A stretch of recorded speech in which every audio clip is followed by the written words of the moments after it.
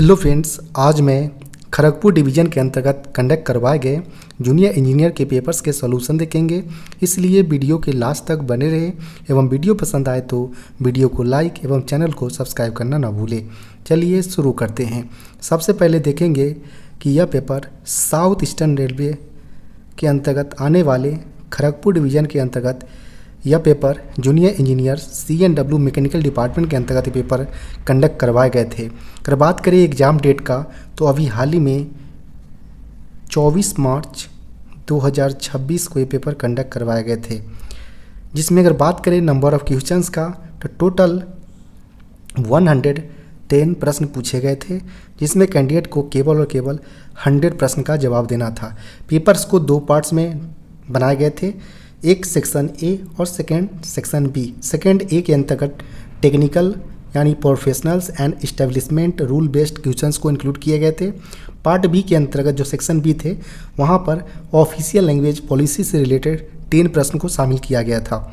यहाँ पर अगर बात करें तो इस पेपर को अटैम्प्ट करने के लिए कैंडिडेट को टोटल 90 मिनट का समय दिया गया था। इस पेपर की अगर बात करें तो यह पेपर 25% इंटरमीडिएट अप्रेंटिस कोटा के अंतर्गत ये पेपर कंडक्ट करवाए गए थे। आगे यहाँ पर देखेंगे कि इस पेपर के अंतर्गत 1/3 नेगेटिव मार्किंग का भी प्रोविज़न यहाँ पर किए गए थे।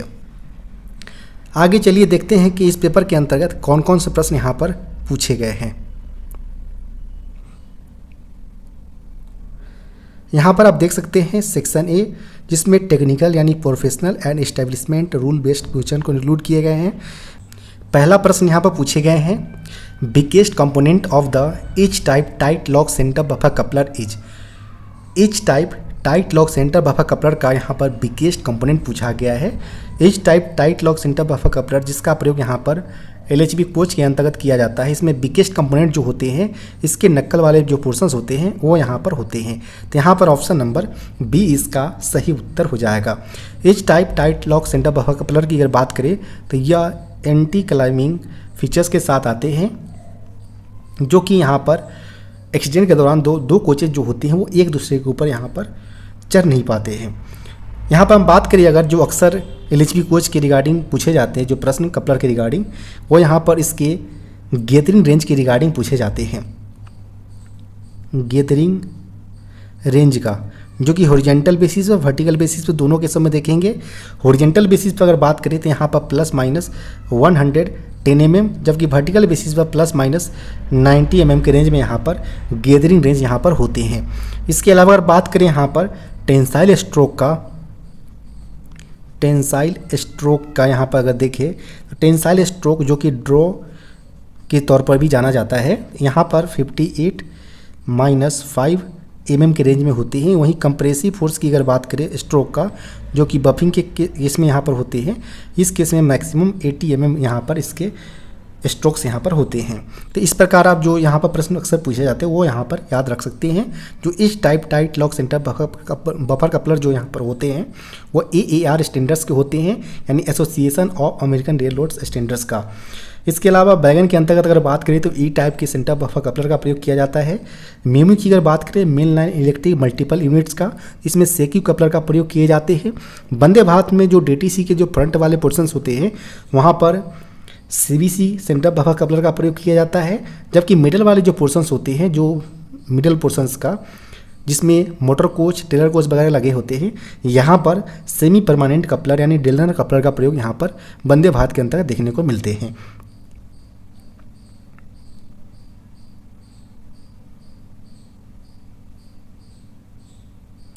नेक्स्ट प्रश्न यहाँ पर पूछे गए हैं, which wagon is used for container traffics.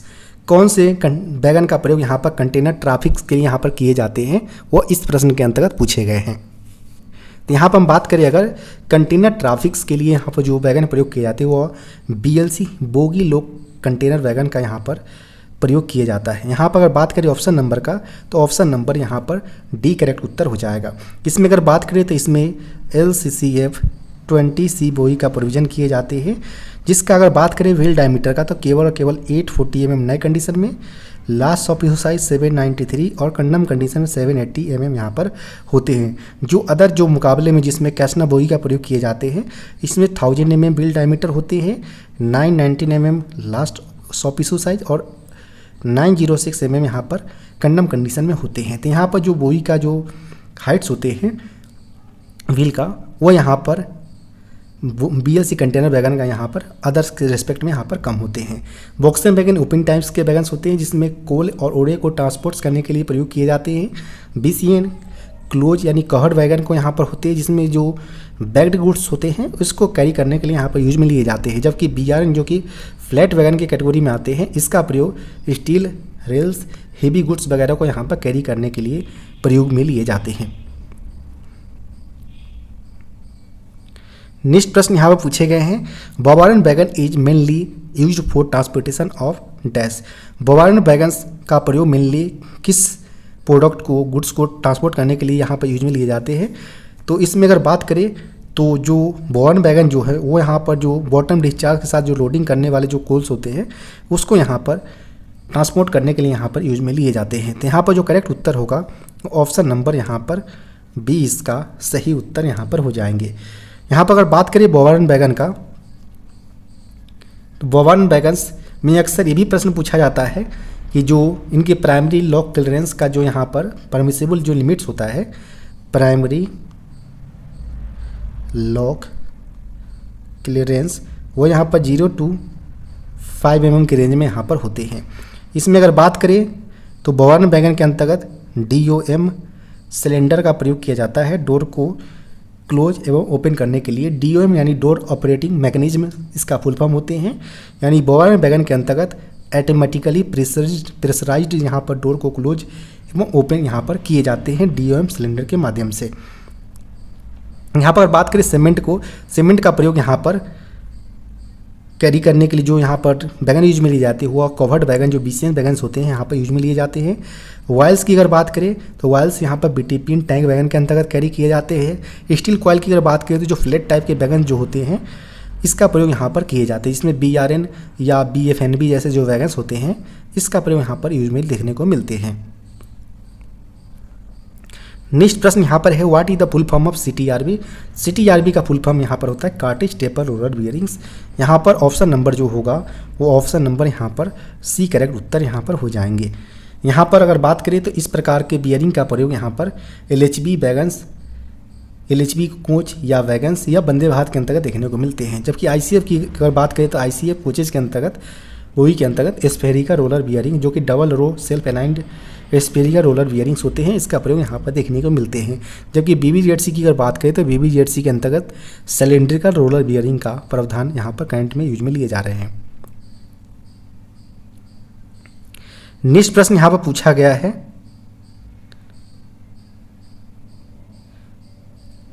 What is the purpose of SAB in wagon brake system. Wagon brake systems में SAB का क्या पर्पस है, क्या यूज है, वो यहाँ पर पूछे गए हैं। वैगन ब्रेक सिस्टम के अंतर्गत बात करें SAB का, जिसका फुल फॉर्म यहाँ पर होता है स्लैक एग्जिस्टर पैरल्स। इसका प्रयोग यहाँ पर मेनली ब्रेक शू क्लियरेंस, जो ब्रेक ब्लॉक्स एवं व्हील ट्रेड जो गैप्स होते हैं यानी ब्रेक शू क्लियरेंस को ऑटोमेटिक एडजस्ट करने के लिए यहाँ पर यूज में लिए जाते हैं। इसके लिए ADSO टेक्निकल पैम्पलेट जो है वह G92 का भी यहाँ पर यूज में लिए जाते हैं इसके इंस्पेक्शन एवं मेंटेनेंस के लिए। इसमें IRAC 600 का जो स्लैक एडजस्टर है इसके बारे में यहाँ पर बात किया गया है G92 के अंतर्गत। नेक्स्ट प्रश्न यहाँ पूछे गए हैं, premium examination of freight trains is done at dash. जो फ्रेट ट्रेन्स का जो अलग अलग प्रकार के जो एग्जामिनेशंस होते हैं, करेंटली अगर बात करें यहाँ पर तो फ्रेट ट्रेन्स का यहाँ पर intensive, premium, close circuit rakes और रिसेंटली जो ऐड किया गया है वो यहाँ पर स्पेशल प्रीमियम रेक्स को यहाँ पर यूज में लिए जा रहे हैं। यहाँ पर जो प्रश्न पूछे गए हैं वो प्रीमियम एग्जामिनेशन फ्रेट ट्रेन्स का पूछा गया है, जो कि यहाँ पर नॉमिनेटेड लोडिंग पॉइंट्स हो या TXR पॉइंट्स हो, यहाँ पर एग्जामिनेशन किए जाते हैं। तो यहाँ पर जो करेक्ट उत्तर होगा वो ऑप्शन नंबर यहाँ पर बी इसका सही उत्तर यहाँ पर हो जाएंगे। यहाँ पर हम बात करें अगर प्रीमियम एग्जामिनेशंस के बाद जो बीपीसी जो बनाए जाते हैं, इस बीपीसी के अंतर्गत जो कुछ क्राइटेरिया यहाँ पर फुलफिल करने पड़ते हैं, जिसमें मिनिमम ओरिजिनेटिंग पॉइंट्स पर आफ्टर एग्जामिनेशन 95% ब्रेक पावर्स के साथ बीपीसी जारी किए जानी चाहिए। इसके एग्जामिनेशंस के लिए 70 मैन आवर पर की रिक्वायरमेंट यहाँ पर होते हैं। इसके अलावा यहाँ पर बात करें ग्रीन कलर कोड बीपीसी का प्रयोग किया जाता है। वैलिडिटी की अगर बात करें तो 12+5 डेज यहाँ पर होते हैं वैलिडिटी पीरियड बीपीसी प्रीमियम्स का, जिसमें 12 डेज मल्टीपल लोडिंग के लिए होते हैं और 0.5 days as a grace period के तौर पर यहाँ पर यूज में लिए जाते हैं। इसके अलावा अगर बात करें यहाँ पर स्पेशल प्रीमियम रेक्स का, इसमें अगर बात करें तो यह मेनली BCN ए वैगन के लिए यहाँ पर लाया गया है। इसकी वैलिडिटी पीरियड की अगर बात करें 20+5 डेज़ का यहाँ पर होता है। 100% बीपीसी आफ्टर एग्जामिनेशन यहाँ पर जारी किया जाना अनिवार्य है। ग्रीन कलर का बीपीसी यहाँ पर इशू किए जाते हैं पेज पर। और साथ ही साथ अगर बात करें इसके एग्जामिनेशंस के लिए जो nominated A category examinations point with fully functional FMM facility के साथ यहाँ पर होनी चाहिए, वहीं पर ही यहाँ पर स्पेशल प्रीमियम रेक्स का यहाँ पर एग्जामिनेशन किए जा सकते हैं। नेक्स्ट प्रश्न यहाँ पूछे गए हैं, हॉट एक्सल इन बैगन generally occurs due to.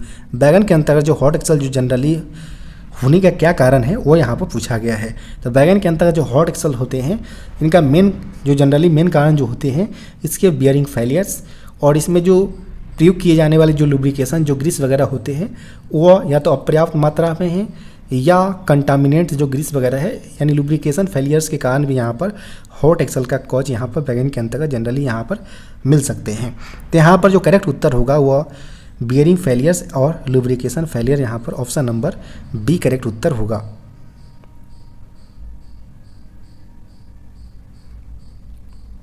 Next प्रश्न यहाँ पूछे गए हैं, इन मोशन बेट bridge is used for dash.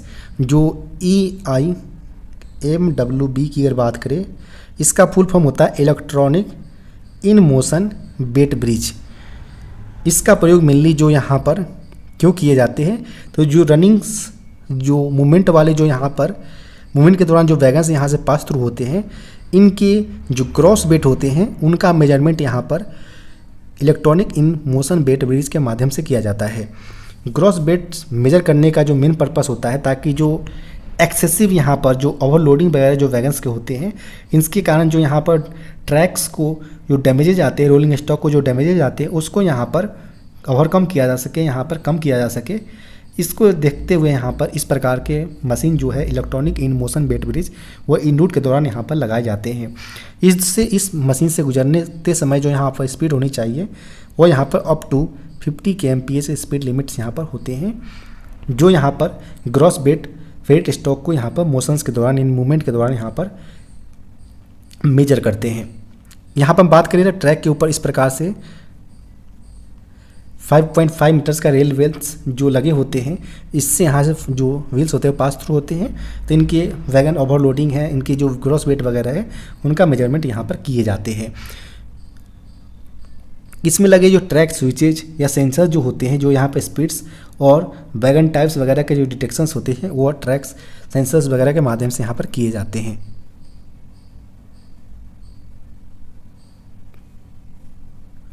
Next प्रश्न यहाँ पूछे गए हैं, LHB coach design originated from dash. LHB coach का जो डिजाइन से वो किस देश से आया है वह यहाँ पर पूछा गया है। LHB यानी लिंक हॉफमैन बुश की अगर बात करें तो इस डिजाइंस को ओरिजिनेट किए गए हैं जर्मनी कंट्री से। यहाँ पर ऑप्शन नंबर सी इसका सही उत्तर हो जाएगा। यहाँ पर हम बात करें लिंक हॉफमैन बुश का, जो अभी कैंट के अंतर्गत अलस्टॉम्स के नाम से जाना जाता है, अलस्टॉम के नाम से, तो इससे यहाँ पर LHB कोच के जो डिजाइन है वो यहाँ पर ओरिजिनेट किए गए थे। नेक्स्ट प्रश्न यहाँ पर है, the bogie use in LHB coach is. LHB coach में जो बोगी यूज किए जाते हैं वह यहाँ पर फिएट बोगी का प्रयोग यहाँ पर किए जाते हैं। फिएट बोगी यानी फैब्रिका इटालियाना डी ऑटोमोबाइल टोरिनो इसका फुल फॉर्म होते हैं। चूँकि आप जानते हैं कि जो LHB कोच के जो डिज़ाइन है वो जर्मनी से लिए गए थे, जबकि फिएट बोगी का जो डिज़ाइन है वो यहाँ पर स्विट्ज़रलैंड कंट्री जो है वहाँ से इनको इंपोर्ट किए गए थे, ओरिजिनेट किए गए थे। नेक्स्ट प्रश्न यहाँ पर है, प्राइमरी सस्पेंशन इन कोचेज जनरली यूजेज। कोचेज में जो प्राइमरी सस्पेंशन होते हैं वो जनरली क्या यूज करते हैं, तो वो यहाँ पर कॉइल स्प्रिंग्स जो होते हैं, हेलिकल कॉइल स्प्रिंग्स, इसका प्रयोग यहाँ पर देखने को मिलते हैं जनरली कोचेज के अंतर्गत एज अ प्राइमरी सस्पेंशन के अंतर्गत। तो यहाँ पर ऑप्शन नंबर जो होगा वो ऑप्शन नंबर यहाँ पर डी इसका सही उत्तर होगा। अगर बात करें लीफ स्प्रिंग का, तो यह BBZC के अंतर्गत यहाँ पर इस प्रकार के लीफ स्प्रिंग का प्रयोग यहाँ पर एज अ प्राइमरी सस्पेंशन के तौर पर किया जाता है। इसके अलावा अगर बात करें EM इलास्टोमेरिक पैड का, तो ये यहाँ पर कैसना बुई के अंतर्गत यूज में लिए जाते हैं ताकि जो यहाँ पर व्हील फ्लैंज का जो घिसाव है उसको यहाँ पर कम किया जा सके। इस पर्पज़ को देखते हुए कैसना बुई के अंतर्गत प्राइमरी सस्पेंशन के तौर पर यहाँ पर EM पैड का प्रयोग किए जाते हैं। नेक्स्ट प्रश्न यहाँ पर पूछे गए हैं, secondary suspension in LHB coach uses. LHB coach में जो सेकेंडरी सस्पेंशन है वो क्या यूज करते हैं, तो वो यहाँ पर ईयर स्प्रिंग का प्रयोग यहाँ पर करते हैं। तो यहाँ पर जो करेक्ट उत्तर होगा वो ऑप्शन नंबर यहाँ पर बी इसका सही उत्तर हो जाएगा। ईयर स्प्रिंग्स फेलियर या ब्रस्ट ईयर बिलो ब्रस्ट के कंडीशन में जो स्पीड रेस्ट्रिक्शन इम्पोज किए जाते हैं वो यहाँ पर 60 kmph यहाँ पर इम्पोज किए जाते हैं। नेक्स्ट प्रश्न यहाँ पर पूछे गए हैं, boy toilet in coaches works on the principle of dash. Coaches में जो बॉय टॉयलेट्स होते हैं वो किस प्रिंसिपल्स पर कार्यरत होते हैं वो यहाँ पर पूछा गया है। तो यह जो कार्यरत होते हैं बायो टॉयलेट्स कोचेज के अंतर्गत वो बैक्टीरियल डाइजेशंस ऑफ वेस्ट के जो यहाँ पर बैक्टीरियल डाइजेशंस जो किए जाते हैं इस प्रिंसिपल पर यहाँ पर कार्यरत होते हैं। यहाँ पर जो करेक्ट उत्तर होगा वो ऑप्शन नंबर सी इसका सही उत्तर हो जाएगा, बैक्टीरियल डाइजेशंस ऑफ वेस्ट। यहाँ पर हम बात करें अगर, तो यहाँ पर ह्यूमन वेस्ट को यहाँ पर चूँकि 6 पार्टीशन वाल्व्स यहाँ पर होते हैं, इसमें डिकम्पोजिशन जो टैंक्स होते हैं इसके अंतर्गत यहाँ बायोडाइजेस्टर टैंक्स के अंतर्गत जो डिकम्पोजिशन प्रोसेस होते हैं वो बायोडाइजेस्टर्स टैंक के अंतर्गत देखने को मिलते हैं। तो सबसे पहले यहाँ पर ह्यूमन वेस्ट को यहाँ पर लिए जाते हैं, फिर यहाँ पर एनरोबिक बैक्टीरिया जो है उनके साथ ह्यूमन वेस्ट को यहाँ पर मिक्स किए जाते हैं। ह्यूमन एनरोबिक बैक्टीरिया के साथ मिक्स होने के बाद यहाँ पर कार्बन डाइऑक्साइड्स और मीथेन जैसे जो गैस है वो यहाँ पर रिलीज होते हैं एटमॉस्फेयर के अंतर्गत। इसके बाद जो रिलीज होने के बाद जो यहाँ पर एनरोबिक बैक्टीरिया के बाद यहाँ पर जो प्रोसेस तैयार होते हैं वो लिक्विड वेस्ट यहाँ पर होते हैं। लिक्विड वेस्ट को यहाँ पर क्लोरिनेशन जो क्लोरीनीकरण जो प्रोसेस होता है उसको यहाँ पर लिए जाते हैं। क्लोरीनेशन की अगर बात करें तो इसके बाद यहाँ पर जो डिसइंफेक्टेड लिक्विड जो होते हैं उसे एटमॉस्फेयर के अंतर्गत डिस्चार्ज कर दिए जाते हैं। तो इस प्रकार से यहाँ पर जो बैक्टीरियल डाइजेशंस वेस्ट का होता है वो इस सिद्धांत जो बायो टॉयलेट का जो सिद्धांत है वो इस पर फंक्शन यहाँ पर करते हैं। अगर बात करें यहाँ पर तो कैंट के अंतर्गत बायो टॉयलेट्स में इस ट्रैप का प्रोविजन यहाँ पर किए गए हैं। नेक्स्ट प्रश्न यहाँ पर है, in to end examinations of freight train is normally done eight.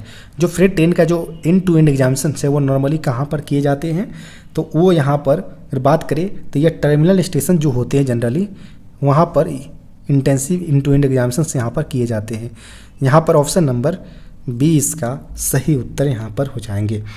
इसमें अगर बात करें अदर इन्फॉर्मेशन का इन टू एंड एग्जामिनेशन के रिगार्डिंग, यहाँ पर 90% विनेटिंग पॉइंट पर after examination BPC percentage issue किए जाते हैं, 75% इन रूट के अंतर्गत। इसके अलावा अगर बात करें तो वाइट कलर के BPC इशू किए जाते हैं, 56 मैन आवर्स पर डे की रिक्वायरमेंट यहाँ पर होती हैं। और वहीं अगर वैलिडिटी की अगर बात करें तो अप टू डेस्टिनेशन यहाँ पर BPC की वैलिडिटी यहाँ पर एंड टू एंड एग्जामिनेशन के केस में देखने को मिलते हैं। नेक्स्ट प्रश्न यहाँ पूछा गया है, DCP type fire extinguishers is suitable to extinguish which type of fires. DCP type fire extinguishers जो है वो किस प्रकार के टाइप्स के फायर को बुझाने के लिए सुटेबल है वो यहाँ पर पूछा गया है। DCP यानी ड्राई केमिकल पाउडर्स, जो कि यहाँ पर बात करें डीजल, इलेक्ट्रिक, इसके अलावा पेट्रोल जैसे जो यहाँ पर गुड्स होते हैं इनसे लगने वाले फायर्स को यहाँ पर ड्राई केमिकल पाउडर्स टाइप्स के फायर एक्सटिंग्विशर की सहायता से यहाँ पर बुझाने में कैपेबल होते हैं। तो यहाँ पर जो करेक्ट उत्तर होगा वो यहाँ पर ऑप्शन नंबर डी करेक्ट उत्तर यहाँ पर हो जाएंगे, ऑल ऑफ द एबव। यहाँ पर अगर बात करें तो फायर जो होते हैं ट्रायंगुलर शेप्स में होते हैं जिसमें ऑक्सीजन, इसके अलावा अगर बात करें हीट और फ्यूल, 3 सब कंपोनेंट मिलकर एक फायर्स को यहाँ पर निर्माण करते हैं। जिसमें अलग अलग प्रकार के फायर्स की क्लासेस होती हैं। क्लास ए की अगर बात करें यहाँ पर, तो क्लास ए के अंतर्गत ऑर्डिनरी कंबस्टेबल मटेरियल को इंक्लूड किए जाते हैं, यानी समानता फायर्स लगने वाले जो कंपोनेंट्स होते हैं, जिसमें अगर बात करें वुड, प्लास्टिक्स, पेपर, इसके अलावा क्लोथ्स जैसे जो आइटम्स होते हैं, इनसे लगने वाले फायर्स को क्लास ए की कैटेगरी में यहाँ पर रखे गए हैं। वहीं अगर बात करें यहाँ पर क्लास बी का, तो क्लास बी जो है इसमें फ्लेमेबल लिक्विड्स और गैसेस को शामिल किया गया है, जिसमें पेट्रोल और डीजल जैसे जो गुड्स है इसको यहाँ पर शामिल किए जाते हैं क्लास बी के अंतर्गत। इसके अलावा यहाँ पर बात करें क्लास सी का, तो क्लास सी जो है वह electrical failure from appliances, electronic equipment and wiring के कारण जो यहाँ पर शॉर्ट सर्किट वगैरह के कारण जो यहाँ पर आग लगते हैं, उसको यहाँ पर क्लास सी के अंतर्गत यहाँ पर शामिल किया गया है। जबकि यहाँ पर बात करें क्लास डी का, तो क्लास डी के अंतर्गत यहाँ पर मेटालिक सबस्टांसेस जो होते हैं, मेटालिक सबस्टांसेस, उसको यहाँ पर शामिल किया गया है। इनसे लगने वाले फायर्स को क्लास डी के अंतर्गत रखे जाते हैं। इसमें एग्जाम्पल की अगर बात करें तो सोडियम, पोटेशियम, अल्युमिनियम और मैग्नीशियम जैसे जो मेटालिक सबस्टांसेस जो होते हैं, इनसे लगने वाले फायर्स को क्लास डी के अंतर्गत यहाँ पर शामिल किए जाते हैं।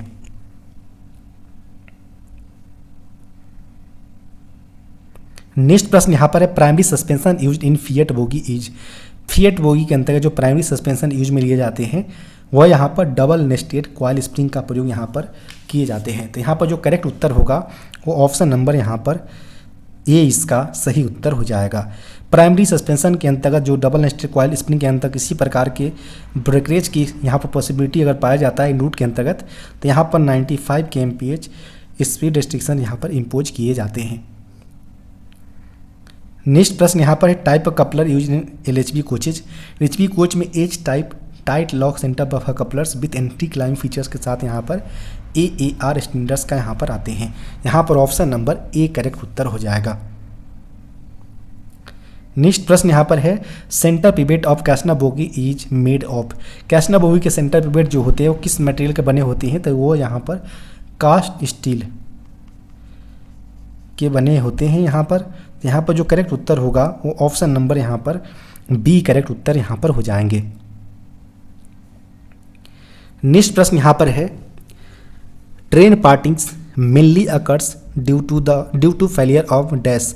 ट्रेन पार्टिंग जो मेनली होते हैं वो किस कंपोनेंट्स के फेलियर के कारण यहाँ पर होते हैं, वो यहाँ पर पूछा गया है। तो ट्रेन पार्टिंग जो मेनली होते हैं वह जो कपलर्स होते हैं इनके ब्रेकरेज के कंडीशन में यहाँ पर के पॉसिबिलिटी जो पार्टिंग का होता है वो यहाँ पर बढ़ जाता है। तो यहाँ पर ऑप्शन नंबर सी करेक्ट उत्तर हो जाएगा। यहाँ पर ये भी पूछा जा सकता है कि जो ट्रेन पार्टिंग है वो एक्सीडेंट टाइप्स के कौन से क्लासेस के अंतर्गत आते हैं, तो इसमें क्लास J5 यानी जे के अंतर्गत जो यहाँ पर आते हैं failure of engine and rolling stocks, वो क्लास जे के अंतर्गत यहाँ पर आते हैं अंडर एक्सीडेंट मैनुअल। नेक्स्ट प्रश्न यहाँ पर पूछे गए हैं break binding miss. Break binding का क्या मतलब होता है, तो जो यहाँ पर अगर ब्रेक को रिलीज किया जाता है तो ब्रेक्स अभी कंटिन्यूसली रूप से ही वो अप्लाइड कंडीशन में अगर रहे तो इस प्रकार के जो सिम्टम्स है वो ब्रेक बाइंडिंग को यहाँ पर रिप्रेजेंट करता है। तो यहाँ पर सिंपली जो होगा वो ऑप्शन नंबर बी इसका सही उत्तर हो जाएगा, brake remaining applied continuously. Option number B correct उत्तर यहाँ पर हो जाएंगे। नेक्स्ट प्रश्न यहाँ पर पूछे गए हैं coach interior fittings include. Coach interior fittings जो होते हैं वो शामिल करते हैं बर्थ एवं सीट्स दोनों को यहाँ पर इंक्लूड करते हैं। तो यहाँ पर जो करेक्ट उत्तर होगा वो ऑप्शन नंबर यहाँ पर बी करेक्ट उत्तर हो जाएगा। नेक्स्ट प्रश्न यहाँ पर पूछे गए हैं draw and buffing gear is used for. Draw and buffing gears को किस लिए यहाँ पर यूज किए जाते हैं वो यहाँ पर पूछे गए हैं। तो कोच के बीच में जो लॉन्गिट्यूडनल फोर्स लगते हैं इनको एब्जर्व करने के लिए यहाँ पर ड्रॉ एंड बफिंग गियर्स का यहाँ पर प्रयोग किए जाते हैं। तो यहाँ पर जो करेक्ट उत्तर होगा वो ऑप्शन नंबर यहाँ पर डी करेक्ट उत्तर यहाँ पर हो जाएंगे। नेक्स्ट प्रश्न यहाँ पर पूछे गए हैं sole bar in wagons is a part of. Wagon के अंतर्गत सोल बार है वो किसका पार्ट्स है, तो वो यहाँ पर अंडर फ्रेम्स का यहाँ पर पार्ट्स होते हैं। तो यहाँ पर ऑप्शन नंबर बी करेक्ट उत्तर यहाँ पर हो जाएंगे। नेक्स्ट प्रश्न यहाँ पर पूछे गए हैं, door extension in wagons related to. Door extension जो है वैगन के में वह किससे संबंधित है, तो वह वैगन बॉडी स्ट्रक्चर जो होते हैं इस, तो यहाँ पर जो करेक्ट उत्तर होगा वो ऑप्शन नंबर यहाँ पर सी इसका सही उत्तर यहाँ पर हो जाएंगे। नेक्स्ट प्रश्न यहाँ पर पूछे गए हैं, हक bolting is mainly used for. हक बोल्टिंग का प्रयोग मेनली किस लिए किया जाता है, तो हक बोल्टिंग का प्रयोग मेनली जो वैगन्स में जो हाई स्ट्रेंथ के जो फास्टनिंग्स होते हैं इसको प्रोवाइड करने के लिए यहाँ पर हक बोल्टिंग का प्रयोग यहाँ पर किए जाते हैं। तो यहाँ पर जो करेक्ट उत्तर होगा वो ऑप्शन नंबर यहाँ पर बी करेक्ट उत्तर यहाँ पर हो जाएंगे।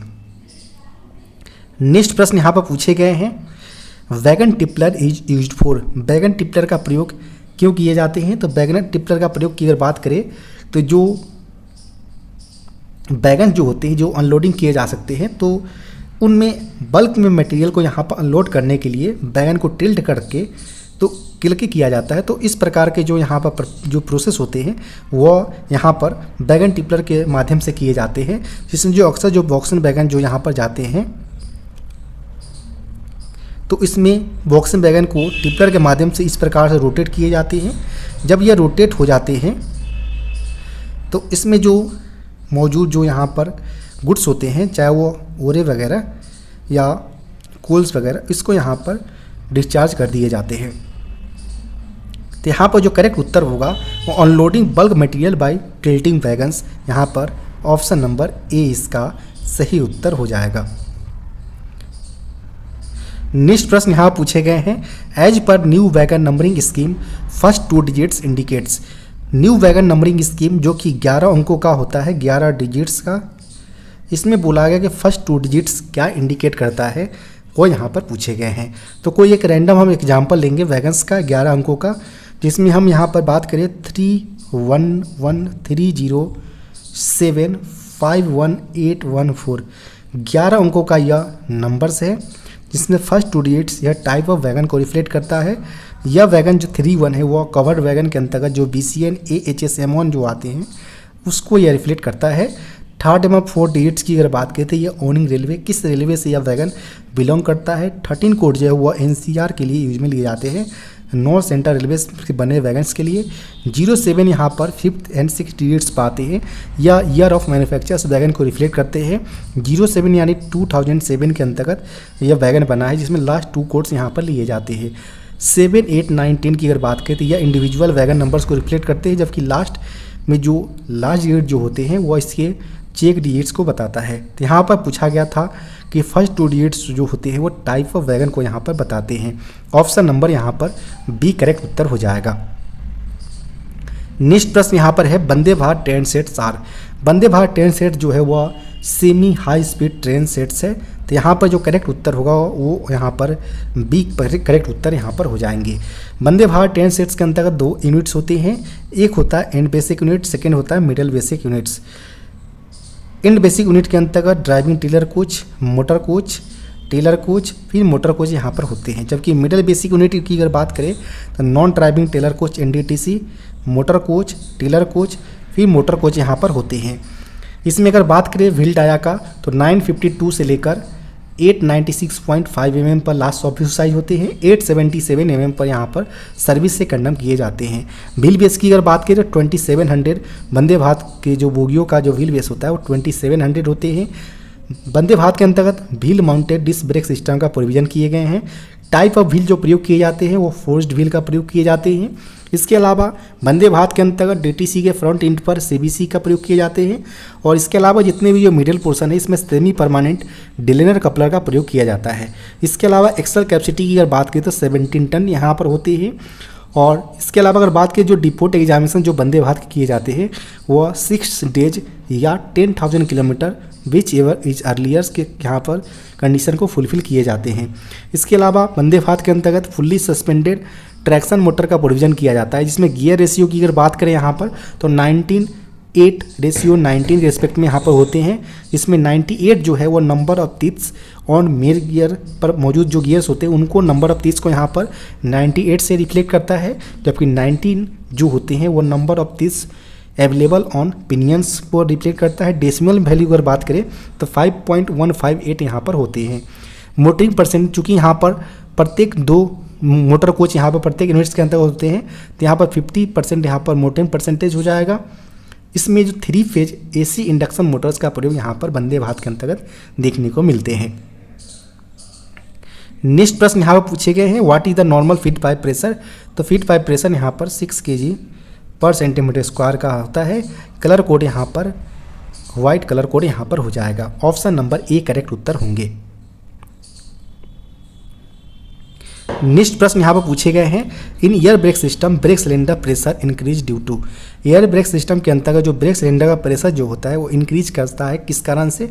तो जो यहाँ पर ब्रेक सिलेंडर प्रेशर जो है, जो यहाँ पर BP पाइप से प्रेशर जैसे ही यहाँ पर ड्रॉप किए जाते हैं, जो डिस्ट्रीब्यूटर वाल्व्स में लगे कंट्रोल रिजर्वायर्स को रेफरेंस प्रेशर के तौर पर यहाँ पर कंसीडर किया जाता है। दोनों में डिफरेंस आने पर यहाँ पर DB सेंस करता है ब्रेकिंग के लिए, और यहाँ पर ब्रेक सिलेंडर को प्रेशर ER से यहाँ पर प्रेशर भेज दिए जाते हैं ब्रेक सिलेंडर को, और यह BP प्रेशर का 2.5 टाइम्स यहाँ पर होते हैं। लेकिन जो डिस्ट्रीब्यूटर वाल्व से जो लिमिटिंग डिवाइस लगे होते हैं वो मैक्सिमम ब्रेक सिलेंडर के अंतर्गत 3.8 ± 0.1 kg का प्रेशर ही यहाँ पर मैक्सिमम पहुँचा सकते हैं। तो जैसे जैसे यहाँ पर जो BP प्रेशर जो यहाँ पर होते हैं वह जैसे जैसे रिड्यूस करेंगे, यहाँ पर ब्रेक सिलेंडर का प्रेशर जो है वो इंक्रीज करते चला जाएगा। यानी एयर ब्रेक सिस्टम के अंतर्गत यहाँ पर ब्रेक सिलेंडर का प्रेशर इंक्रीज करेगा जब यहाँ पर BP पाइप का प्रेशर जो है वो यहाँ पर हम रिड्यूस करेंगे, रिडक्शन करेंगे से। यहाँ पर जो करेक्ट उत्तर होगा वो ऑप्शन नंबर डी यहाँ पर सही उत्तर हो जाएगा, reduction in brake pipe pressure. Next प्रश्न यहाँ पर है, during emergency braking in air brake system brake pipe pressure becomes. Emergency braking के दौरान एयर ब्रेक सिस्टम के अंतर्गत जो ब्रेक पाइप का प्रेशर है वह 5 kg से 0 तक यहाँ पर लाया जाता है, यानी नियरली 0 हो जाएगा। ऑप्शन नंबर सी यहाँ पर सही उत्तर होंगे। नेक्स्ट प्रश्न यहाँ पर पूछे गए हैं, flat surface formed on the wheel trade is called. Wheel trade के ऊपर जो फ्लैट सरफेस बनते हैं उसे क्या कहा जाता है, तो उसे व्हील फ्लैट के तौर पर जाना जाता है। यहाँ पर ऑप्शन नंबर बी करेक्ट उत्तर होगा। 50 mm जो यहाँ पर फ्लैट सरफेस जो अलाउ किए गए हैं वो कोचेज के लिए यहाँ पर रखे गए हैं। 60 mm यहाँ पर जो है वो यहाँ पर वैगन के लिए यहाँ पर फ्लैट सरफेस व्हील ट्रेड के ऊपर यहाँ पर परमिट किए गए हैं। नेक्स्ट प्रश्न यहाँ पर है, wheel skidding occurs due to. Wheel skidding जो होते हैं वो अचानक से सडन ब्रेकिंग करने का जो यहाँ पर जो व्हील्स में ब्रेक प्लग चपक जाते हैं, व्हील का मूवमेंट यहाँ पर नहीं हो पाता, लेकिन जो रेल लाइन्स के ऊपर स्लाइड होने लगते हैं, स्किड होने लगते हैं। तो ये इस कारण से यहाँ पर जो एक्सेस जो ब्रेकिंग है, सडन ब्रेकिंग जो है यहाँ पर, इस कारण से यहाँ पर व्हील स्किडिंग की जो समस्या है वो यहाँ पर देखने को मिलते हैं। तो यहाँ पर जो ऑप्शन नंबर ए करेक्ट उत्तर हो जाएगा। इससे यहाँ पर फ्लैट सरफेस जो व्हील ट्रेड के ऊपर बनने की जो पॉसिबिलिटी है वो यहाँ पर बढ़ जाते हैं। नेक्स्ट प्रश्न यहाँ पर है, in wagon shows excessive vibration possible cause is. Wagon के अंतर्गत अगर एक्सेसिव वाइब्रेशन यहाँ पर है, इसका पॉसिबल कॉज क्या हो सकता है वो यहाँ पर पूछा गया है। तो व्हील के इम्बैलेंस के कारण जब भी यहाँ पर वैगन्स मूवमेंट की कंडीशन में होते हैं तो इसमें एक्सेसिव वाइब्रेशंस यहाँ पर दिखता है। जब भी व्हील, चाहे वह इसमें व्हील डाया का डिफरेंसेस जो कि 0.5 mm का यहाँ पर प्रत्येक एक्सल्स के ऊपर है, प्रत्येक बोगी में 13 mm और सेम वैगन में 25 mm तक का यहाँ पर जो डिफरेंस है व्हील डाया डिफरेंस वो अलाउ किया गया है। अगर इसमें अगर एक्सेसिव या व्हील इम्बैलेंस अगर पाया जाता है तो उस केस में यहाँ पर एक्सेसिव वाइब्रेशन होगा। तो यहाँ पर जो करेक्ट उत्तर होंगे वो व्हील इम्बैलेंस, इसका सही उत्तर हो जाएगा, ऑप्शन नंबर बी। नेक्स्ट प्रश्न यहाँ पर है, suspension used in casnub bogie is. Casnub bogie में जो सस्पेंशन यूज किए जाते हैं वो यहाँ पर कॉइल स्प्रिंग का प्रयोग यहाँ पर किए जाते हैं। ऑप्शन नंबर यहाँ पर सी इसका सही उत्तर हो जाएगा। अगर बात करें कॉइल स्प्रिंग के अंतर्गत जो यहाँ पर आउटर, इनर और अस्नावा स्प्रिंग का प्रयोग यहाँ पर किए जा सकते हैं। नेक्स्ट प्रश्न यहाँ पर पूछे गए हैं, casnub bogie was first tested under which wagon. Casnub bogie को पहली बार टेस्ट किए गए थे, किस वैगन के अंतर्गत किए गए थे वो यहाँ पर पूछे गए हैं। जो BOY जो वैगन्स थे, इन वैगन के ऊपर 1972, ध्यान रखिए ईयर जो थे वो 1972 के अंतर्गत कैसनर बोगी को पहली बार यहाँ पर बॉय वैगन के अंतर्गत यहाँ पर टेस्ट किए गए थे और टेस्ट करने के बाद यहाँ पर सेफ टू रन यहाँ पर पाया गया और इसके लिए जो अप टू स्पीड लिमिट जो सेट किए गए थे वह up to speed limit 110 kmph यहाँ पर के लिए वो सेफ टू रन यहाँ पर पाया गया था। अगर बात करें कि जो कैसनर बोगी को यहाँ पर इंट्रोड्यूस करने का जो मेन पर्पस था ताकि जो यहाँ पर रनिंग्स के दौरान जो यहाँ पर ड्रॉबैक्स जो एक्सपीरियंस किए जा रहे थे यूआईसी बोगी के अंतर्गत उसको यहाँ पर ओवरकम करने के लिए यहाँ पर कैसनर बोगी को इंट्रोड्यूस किए गए थे और 1972 के अंतर्गत कैसनर बोगी को पहली बार बॉय वैगन के अंतर्गत टेस्ट किए गए थे और वह सेफ टू रन यहाँ पर पाया गया था up to the speed of limit of 110 kmph। तो यहाँ पर वही पूछा गया था, तो इसमें बॉय वैगन्स इसका करेक्ट उत्तर हो जाएगा। ऑप्शन नंबर बी यहाँ पर सही उत्तर होंगे। नेक्स्ट प्रश्न यहाँ पर पूछे गए हैं casnub bogie mainly consist of. Casnub bogie mainly किससे बना होता है वो यहाँ पर पूछा गया है। तो कैसनर बोगी की अगर बात करें यहाँ पर तो इसमें 2 साइड फ्रेम्स होते हैं, इसके अलावा एक फ्लोटिंग ब्लास्टर्स होते हैं। फ्लोटिंग ब्लास्टर्स को यहाँ पर आउटर इनर एवं स्नबल स्प्रिंग के सहायता से लोअर प्लैंक जो लगे होते हैं इनके द्वारा सपोर्ट किया जाता है, जो कि एक स्क्वायरनेस जो बोगी का होता है वो यहाँ पर लोअर प्लैंक के माध्यम से यहाँ पर मेंटेन किए जाते हैं। तो यहाँ पर अगर बात करिए ऑप्शन का तो ऑप्शन नंबर ए में इस प्रकार का दिया गया 2 cast side frames and floating bolsters. Option number A इसका सही उत्तर यहाँ पर हो जाएंगे। नेक्स्ट प्रश्न यहाँ पर पूछे गए हैं casnub bogie is provided with. Casnub bogie जो प्रोवाइडेड होते हैं वह सेकेंडरी सस्पेंशन के साथ केवल प्रोवाइडेड होते हैं, क्योंकि सेकेंडरी सस्पेंशन के अंतर्गत ही यहाँ पर आउटर स्प्रिंग, इनर स्प्रिंग्स और स्नबल स्प्रिंग जो कॉइल स्प्रिंग्स होते हैं इसका प्रयोग यहाँ पर सस्पेंशन के तौर पर यहाँ पर किए जाते हैं। जबकि प्राइमरी सस्पेंशन में केवल ईएम पैड होते हैं, तो यहाँ पर केवल मेजर जो यहाँ पर प्रोवाइडेड होते हैं कैसनर बोगी वो सेकेंडरी सस्पेंशन के अंतर्गत यहाँ पर होते हैं। प्राइमरी सस्पेंशन के अंतर्गत केवल यहाँ पर ईएम पैड का प्रोविजन यहाँ पर किए गए हैं। यहाँ पर ऑप्शन नंबर बी करेक्ट उत्तर हो जाएगा। नेक्स्ट प्रश्न यहाँ पर which components maintain the squareness of the bogie. जो स्क्वायरनेस जो बोगी का होता है वो कौन मेंटेन करता है, तो यहाँ पर देख सकते हैं जो कैसनर बोगी होते हैं वो यहाँ पर 2 साइड फ्रेम्स होते हैं, एक फ्लोटिंग ब्लास्टर्स होती हैं। फ्लोटिंग ब्लास्टर को सपोर्ट किया जाता है यहाँ पर आउटर इनर और स्नबल स्प्रिंग की सहायता से, उनको एक बेस प्रदान किया जाता है लोअर प्लैंक जो होते हैं उनके माध्यम से। तो यहाँ पर सिंपली स्प्रिंग प्लैंक्स जो है वह यहाँ पर स्क्वायरनेस बोगी को यहाँ पर प्रोवाइड करवाते हैं। तो यहाँ पर जो करेक्ट उत्तर होगा वो ऑप्शन नंबर सी इसका सही उत्तर यहाँ पर हो जाएंगे। यहाँ पर ये भी प्रश्न पूछा जाता है कि जो कैसनर बोगी के स्क्वायरनेस चेक करने के लिए जो ट्रैवलिंग किए जाते हैं, ट्रैवलिंग करने का जो मेन पर्पस होता है कि जो बोगी फ्रेम्स के स्क्वायरनेस और एक्सल के अलाइनमेंट्स को यहाँ पर करेक्ट रूप से है या नहीं है इसको चेक करने के लिए यहाँ पर ट्रैवलिंग कैसनर बोगी का यहाँ पर किए जाते हैं। नेक्स्ट प्रश्न यहाँ पर पूछे गए हैं which component act as a damping mechanism in casnub bogie. Casnub bogie में जो डैम्पिंग मैकेनिज्म जो होते हैं वो किस कंपोनेंट्स के माध्यम से यहाँ पर किए जाते हैं वो यहाँ पर पूछे गए हैं। तो चूंकि यहाँ पर बात करें डैम्पिंग मैकेनिज्म का, जिसमें अगर बात करें तो जो एक फ्लोटिंग ब्लास्टर जो इस प्रकार से यहाँ पर होते हैं, यहाँ पर देख सकते हैं स्लोप लाइन जो होते हैं यहाँ पर फ्लोटिंग ब्लास्टर्स का। यहाँ पर अगर बात करें तो जो वेज ब्लॉक जो होते हैं इस प्रकार से यहाँ पर होते हैं वेज ब्लॉक्स दोनों साइड से। इसके अलावा यहाँ पर साइड फ्रेम का एरिया यहाँ पर होते हैं। तो यहाँ पर हम बात करें अगर यहाँ पर वर्टिकल से एरिया हो गया वेज ब्लॉक्स का और यहाँ पर ये स्लोप एरिया हो गए। नीचे से वेज ब्लॉक्स को जो सपोर्ट प्रदान करता है वो आउटर स्प्रिंग्स यहाँ पर प्रदान करता है। तो यहाँ पर जब भी अगर बात करें अगर कि जब भी ऑस्किलेशन जो होते हैं, ऑस्किलेशन के कारण जो यहाँ पर रिलेटिव मोमेंट जो यहाँ पर जनरेट होते हैं, तो इससे एक जो पोजिशंस आता है जब यहाँ पर डैम्पिंग के दौरान जो यहाँ पर जो फ्रिक्शंस पैदा होते हैं, चाहे वह स्लोप लाइंस ब्लास्टर्स के साथ हो चाहे यहाँ पर साइड फ्रेम के साथ हो बेज ब्लॉक्स का, तो वो यहाँ पर लोड के कारण यहाँ पर जो फोर्सेज होते हैं वो यहाँ पर आते हैं, जिससे यहाँ पर डैम्पिंग जो होती है डैम्पिंग मैकेनिज्म वो प्रॉपर वे में यहाँ पर फ्रिक्शन के कारण यहाँ पर जनरेट होता है।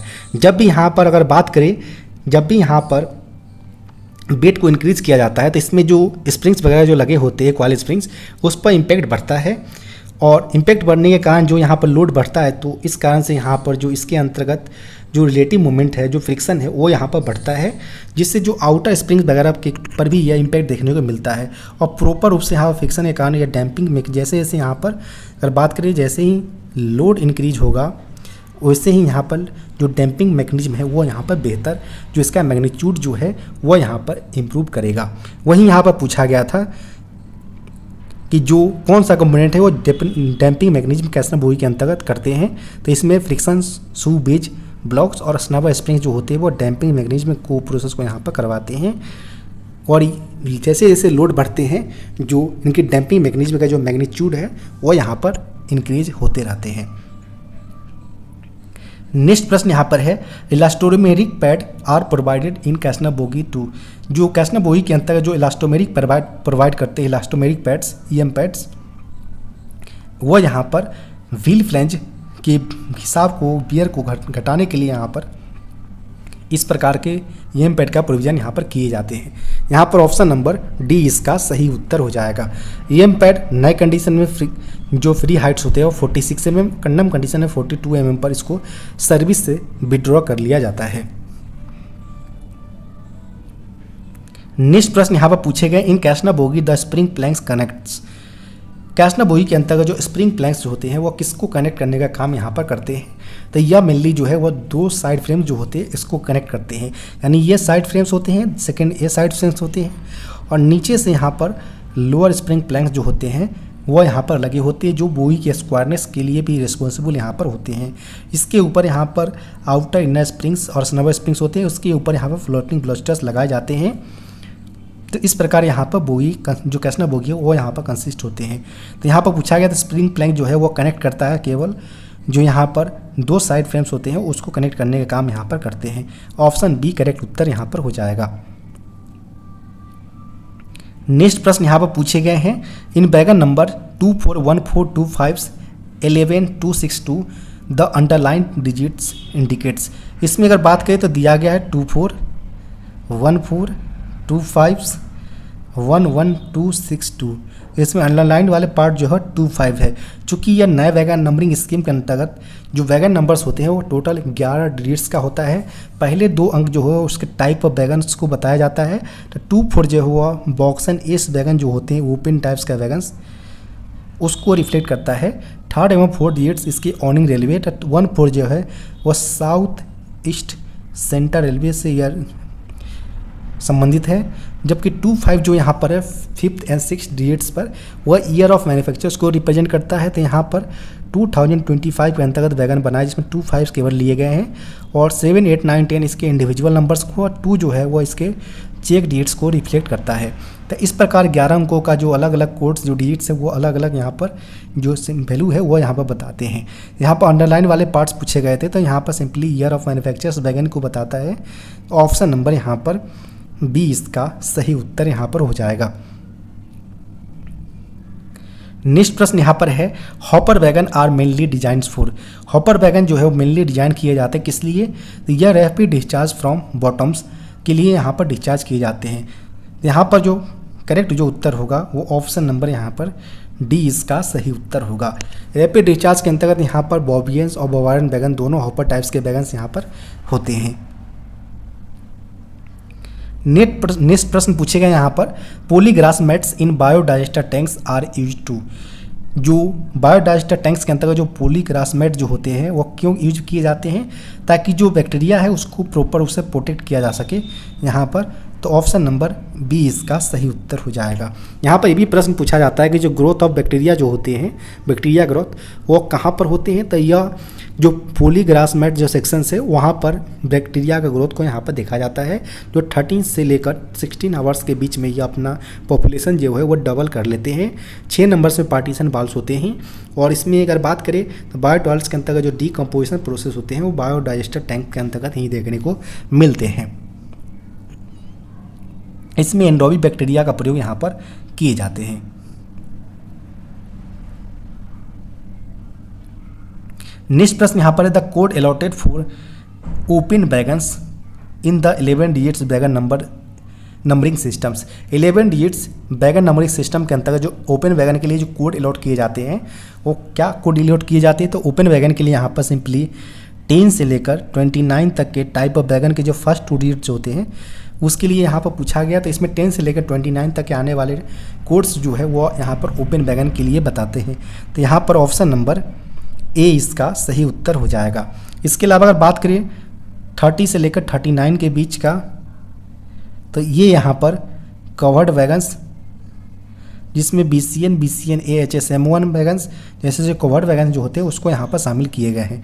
40 से लेकर 55 के बीच की बात करें तो इसमें टैंक वैगन्स जिसमें BTPN wagons, BTAP, BTLN, BTFLN wagons जैसे जो एग्जांपल्स है वो टैंक वैगन्स के एग्जांपल यहाँ पर है। इसके अलावा 55 से लेकर 69 की अगर बात करें यहाँ पर तो इसमें फ्लैट वैगन्स जिसमें BRN वैगन्स जैसे जो एग्जांपल है वो यहाँ पर इंक्लूड किए जाते हैं। इसके अलावा भी कई सारे जो कोड लोड किए जाते हैं, इसमें अगर बात करें 70 से लेकर 79 का तो यह हॉपर वैगन्स के लिए यहाँ पर होते हैं। इसके अलावा अगर बात करें 80 से लेकर 84 के लिए तो ये यहाँ पर व्हील वैगन के लिए होते हैं। इसके अलावा 85 से लेकर 89 की अगर बात करें तो यह ब्रेक वांस जिसमें 85 BBZC के लिए होते हैं, 86 BBZI और 87 जो कोड अलॉट किए जाते हैं वो BBCM ब्रेक वांस के लिए यहाँ पर होते हैं। नेक्स्ट प्रश्न यहाँ पर पूछे गए हैं, well wagon are use for transportation of. Well wagon जो है वो यूज किए जाते हैं किसके ट्रांसपोर्टेशन करने के लिए, तो यह सिंपली जो है वो मिलिट्री टैंक्स और हेवी इक्विपमेंट जो होते हैं उसको ट्रांसपोर्ट करने के लिए बेल वैगन का प्रयोग यहाँ पर किए जाते हैं। तो यहाँ पर ऑप्शन नंबर बी इसका सही उत्तर हो जाएगा।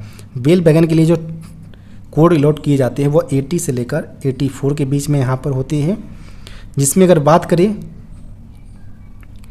80 की अगर बात करें 84 का तो 84 जो है वह सिंपली BWTB के लिए यहाँ पर होते हैं।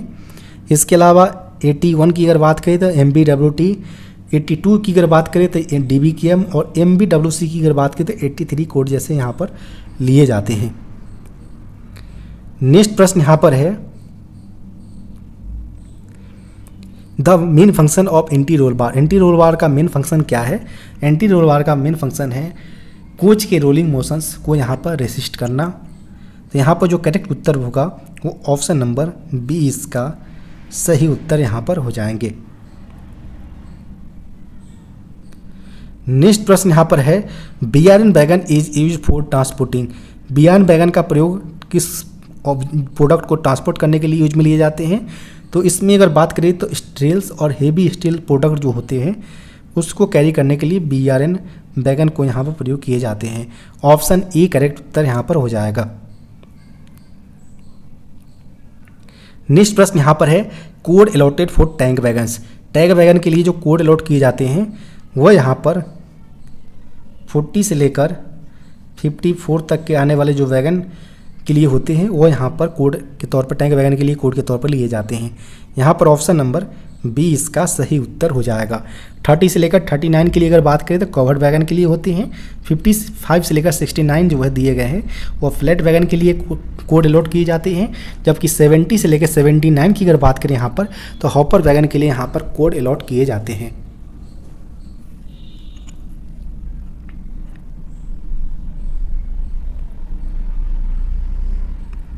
नेक्स्ट प्रश्न यहाँ पर है, the duplex check valve is fitted between. Duplex check valve जो है वो किसके बीच फिट किए जाते हैं? तो डुप्लेक्स चेक वाल्व की अगर बात करें तो दो एडिशनल ऑक्सिलरी रिजर्वायर जो लगे होते हैं 60 लीटर का LHB फीट बोई के अंतर्गत, इनके प्रेशर को यहाँ पर DCV से डुप्लेक्स चेक वाल्व से मेंटेन किया जाता है। जब भी दोनों एयर बिल्लो के बीच अगर प्रेशर डिफरेंस 1.5 kg पर सेंटीमीटर स्क्वायर तो ज़्यादा प्रेशर डिफरेंस अगर क्लियर यहाँ पर आते हैं डिफरेंस तो उसको यहाँ पर तब जाकर यह एक्टिवेट हो जाता है DCV, और तब तक एक्टिवेट रहता है जब तक दोनों के प्रेशर लेवल सेम नहीं हो जाते हैं। यहाँ पर बात करें तो इसमें प्रेशर सबसे पहले जो इंट्रोड्यूस किए जाते हैं वह यहाँ पर लेवलिंग वाल्व के जरिए प्रयोग किए जाते हैं। लेवलिंग वाल्व का जो इनपुट होता है वो ब्रेक पाइप से डायरेक्ट जो होते हैं 150 लीटर के जो ऑक्सिलरी एडिशनल जो यहाँ पर मेन रिजर्वायर्स होते हैं उससे यहाँ पर यह कनेक्टेड होते हैं।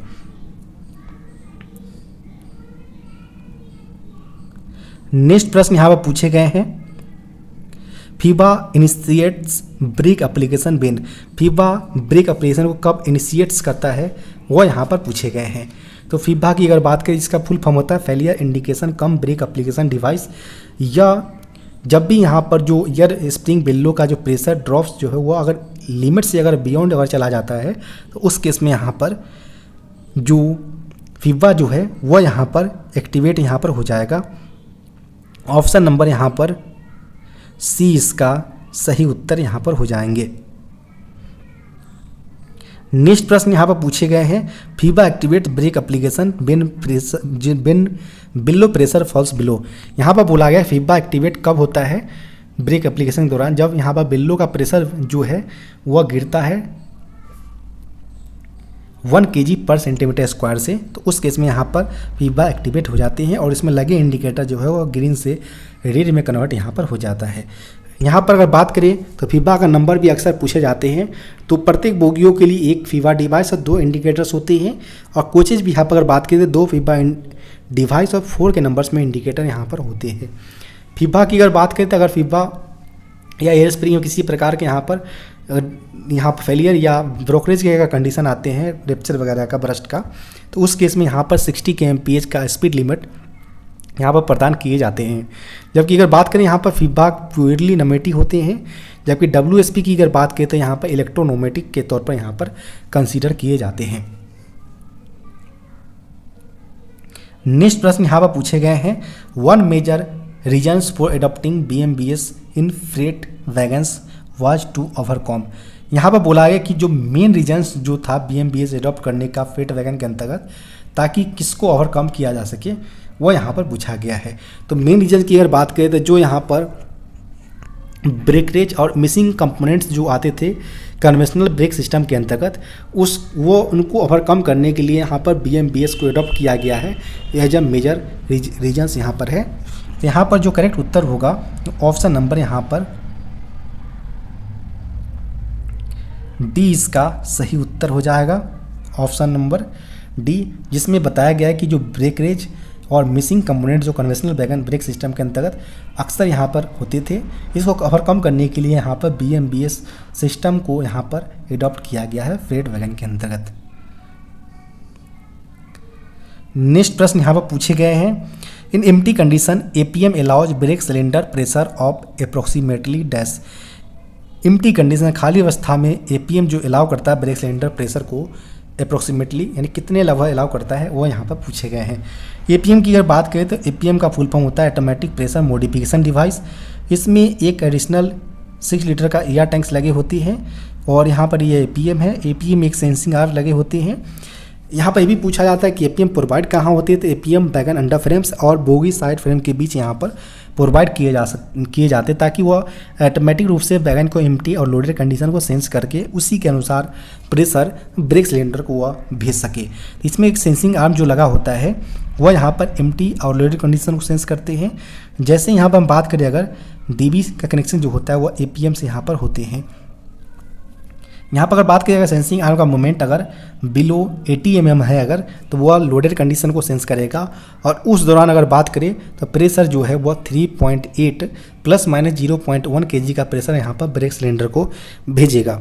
अगर वह सेंसिंग आर्म का moment more than 80 to 104 mm तक होता है तो वह एम्प्टी कंडीशन को सेंस करेगा और उस दौरान प्रेशर जो है ब्रेक सिलेंडर को वह यहाँ पर 2.2 ± 0.25 kg/cm² का प्रेशर वह ब्रेक सिलेंडर को यहाँ पर भेजेगा।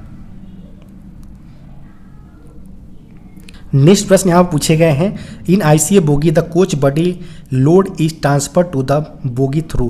ICA बोगी के अंतर्गत जो कोच बॉडी लोड जो है ट्रांसफ़र किया जाता है बोगी के ऊपर किसके माध्यम से, तो यह यहाँ पर साइड वेयर के माध्यम से यहाँ पर किए जाते हैं। ऑप्शन नंबर यहाँ पर सी करेक्ट उत्तर हो जाएगा। सेंटर पिवट की अगर बात करें यहाँ पर तो ट्रैक्टिव एवं ब्रेकिंग फोर्स एवं हॉरिजॉन्टल लोड को यहाँ पर सेंटर पिवट्स के माध्यम से ट्रांसमिट किए जाते हैं।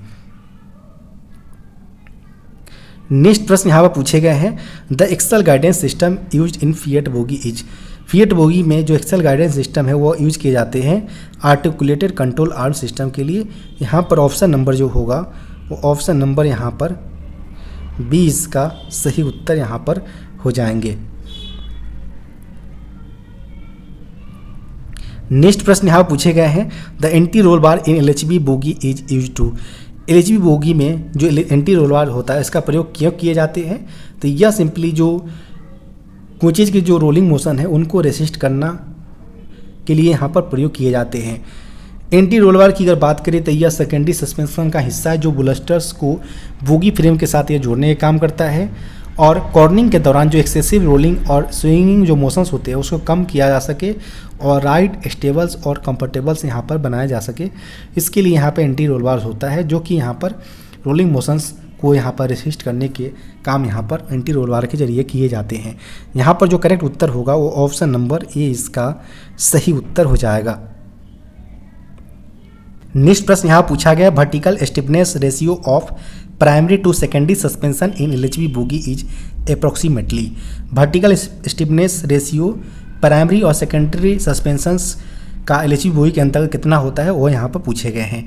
तो यहाँ पर हम बात करें अगर प्राइमरी सस्पेंशन के अंतर्गत जो आउटर का यहाँ पर वर्टिकल स्टिफनेस आउटर स्प्रिंग का जो होता है वो यहाँ पर 475 न्यूटन पर mm होते हैं। प्राइमरी सस्पेंशन के इनर स्प्रिंग का जो वर्टिकल स्टिफनेस जो होती हैं वो 280 न्यूटन mm यहाँ पर होते हैं।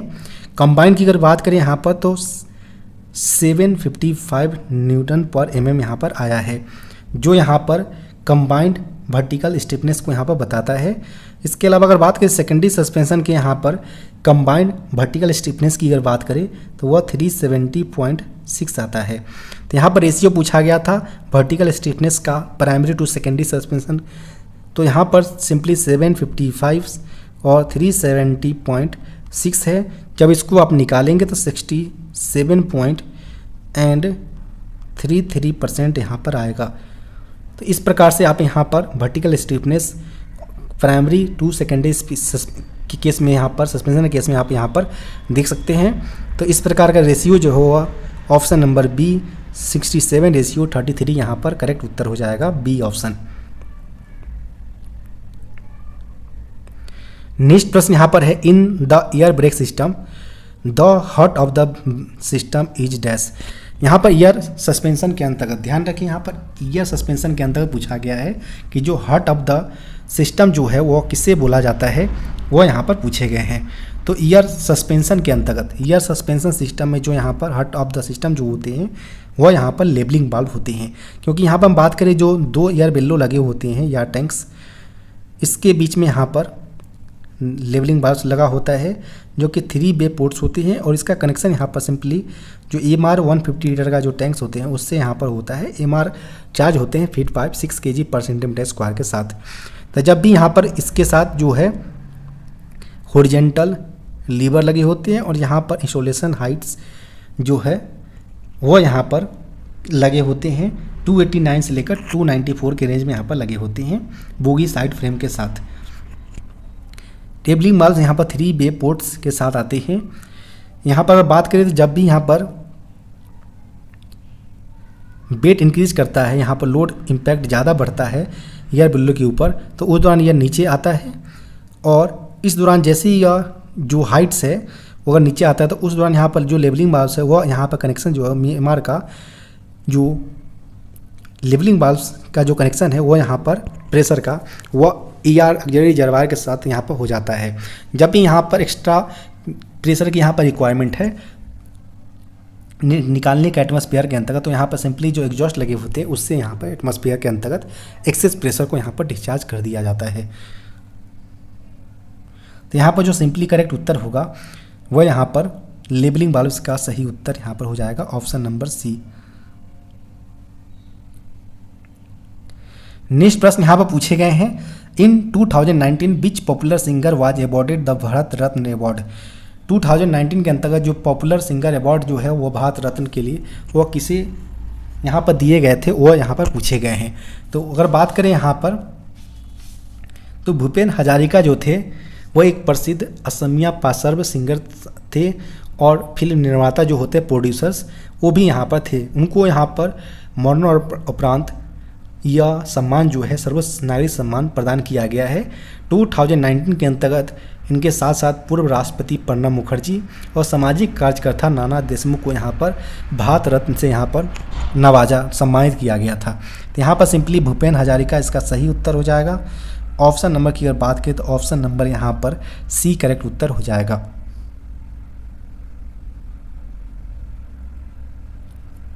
नेक्स्ट प्रश्न यहाँ पर पूछे गए हैं, the green planet in the solar system is. Solar system की अगर बात करें तो यहाँ पर सन है। सन के चारों तरफ 8 नंबर्स में प्लानेट चक्कर लगाते हैं। इसमें यहाँ पर बात करें सबसे पहले मरकरी आता है, फिर वेनस आता है, फिर अर्थ, फिर मार्स, फिर जुपिटर, फिर सैटर्न, फिर इसके अलावा अगर बात करें यहाँ पर तो यूरेनस और लास्ट में यहाँ पर नेपच्यून्स आते हैं। टोटल 8 नंबर्स में यहाँ पर जो प्लानेट है वह सूरज को यहाँ पर चारों तरफ से चक्कर यहाँ पर लगाते हैं।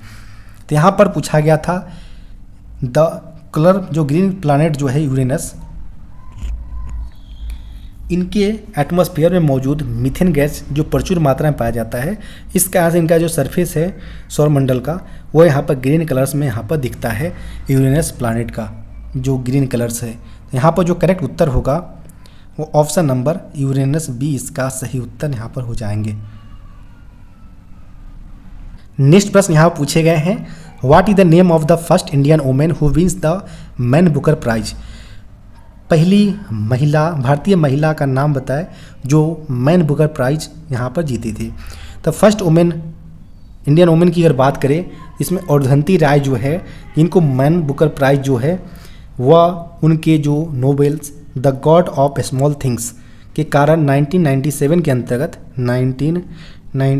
अंतर्गत the God of small things को यहाँ पर मैन बुकर प्राइज के लिए यहाँ पर दिए गए थे, जो कि फर्स्ट इंडियन वुमेन यहाँ पर थे औरधंती रॉयज। तो यहाँ पर जो करेक्ट उत्तर होगा वो ऑप्शन नंबर यहाँ पर बी इसका सही उत्तर हो जाएगा।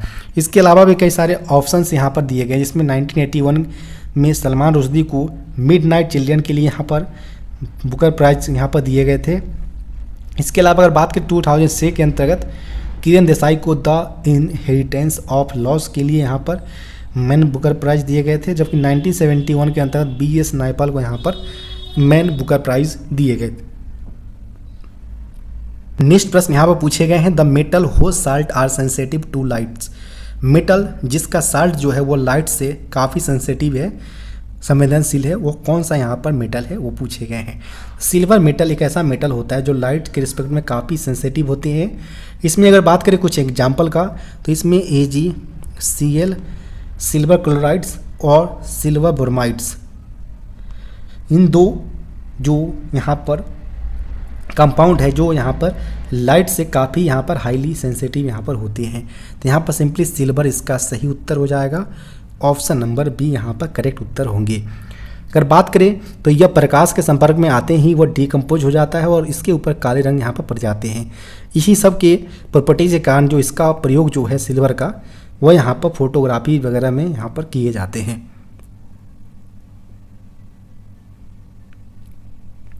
नेक्स्ट प्रश्न यहाँ पर, which one of the following rivers originate in Brahmagiri range of Western Ghats. निम्नलिखित में कौन से जो रिवर्स है वो यहाँ पर वेस्टर्न घाट्स के ब्रह्मगिरी रेंज के अंतर्गत ओरिजिनेट होते हैं, वो यहाँ पर पूछे गए हैं। इसमें जो कावेरी रिवर जो है वो यहाँ पर वेस्टर्न घाट्स के जो ब्रह्मगिरी जो रेंज है यहाँ से ओरिजिनेट्स होते होकर या कर्नाटका स्टेट से फॉलो होते हुए तमिलनाडु के जो साउथ ईस्टर्न वाले जो डायरेक्शंस है इसमें यहाँ पर बढ़ते हुए ईस्टर्न घाट्स के जो यहाँ पर गेट फॉल्स है वहाँ पर जाकर यह डिसेंट्स होते हैं। तो यहाँ पर जो सही उत्तर होगा वो कावेरी रिवर्स इसका सही उत्तर हो जाएगा, जो वेस्टर्न घाट्स के जो ब्रह्मगिरी रेंज से यह ओरिजिनेट्स होते हैं रिवर्स।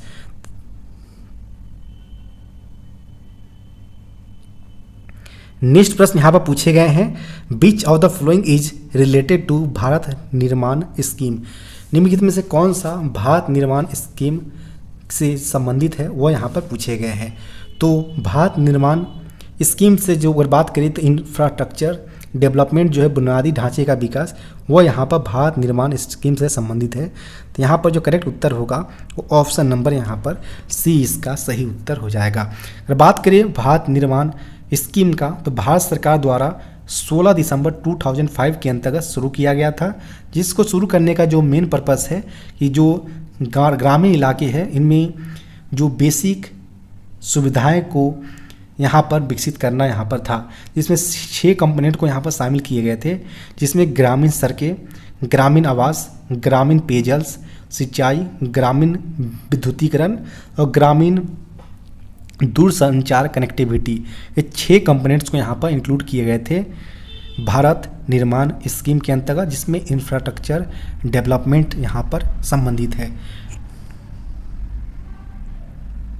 नेक्स्ट प्रश्न यहाँ पर पूछे गए हैं, Guwahati high court is the judicature of dash. जो गुवाहाटी हाई कोर्ट्स के अंतर्गत आने वाले जडिकेशन के अंतर्गत जो आने वाले जो स्टेट्स हैं, इसमें मेनली 4 स्टेट्स को यहाँ पर है, जिसमें अगर बात करें यहाँ पर असम, नागालैंड, अरुणाचल प्रदेश एवं मिजोरम, जो 4 स्टेट्स है वह गुवाहाटी हाई कोर्ट्स के जरिडिक्शंस के अंतर्गत यहाँ पर आते हैं। तो यहाँ पर जो करेक्ट उत्तर होगा वो option number D, all of the above इसका करेक्ट उत्तर होगा।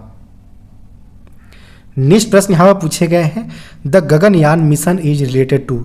गगनयान मिशन जो है वो किससे संबंधित है? तो गगनयान मिशन जो है वो ह्यूमन स्पेस फ्लाइट से संबंधित है। यह भारत का पहला मानव अंतरिक्ष मिशन है जिसे इसरो द्वारा संचालित किया जा रहा है। इसका उद्देश्य जो है भारतीय अंतरिक्ष यात्रियों एस्ट्रोनॉट्स को अंतरिक्ष में भेजना यहाँ पर मेन पर्पस है। तो यहाँ पर गगनयान मिशन जो है वह ह्यूमन स्पेस फ्लाइट से संबंधित है। ऑप्शन नंबर की अगर बात करते ए इसका सही उत्तर यहाँ पर हो जाएगा। नेक्स्ट प्रश्न यहाँ पर है, when is world environment day celebrated. World environment day कब सेलिब्रेट किया जाता है? तो यह एवरी ईयर्स 5 जून को यहाँ पर सेलिब्रेट किए जाते हैं। तो ऑप्शन नंबर यहाँ पर ए करेक्ट उत्तर हो जाएगा। इसके अलावा रिमेनिंग ऑप्शन की अगर बात करें 22 अप्रैल जो है जिस दिन अर्थ डे के तौर पर सेलिब्रेट किए जाते हैं। 1 मई जो है वह इंटरनेशनल लेबर डे है और 21 मार्च की अगर बात करें तो इंटरनेशनल डे ऑफ रेस्ट अंतर्राष्ट्रीय वन दिवस के तौर पर यहाँ पर मनाए जाते हैं। नेक्स्ट प्रश्न यहाँ पर है, which vitamin is called the sunshine vitamin. कौन से विटामिन को यहाँ पर सनशाइन विटामिन के तौर पर जाना जाता है?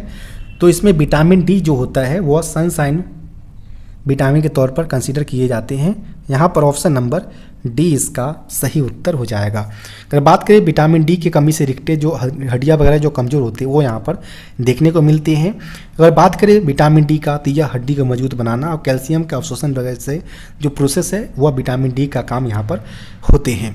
इसके अलावा भी कई और भी विटामिन होते हैं, जिसमें विटामिन ए की अगर बात करें तो यह रात में जो कम दिखाई देने का जो यहाँ पर होते हैं डिफेक्ट्स, जिसमें नाइट ब्लाइंडनेस जो बोला जाता है वो यहाँ पर होते हैं।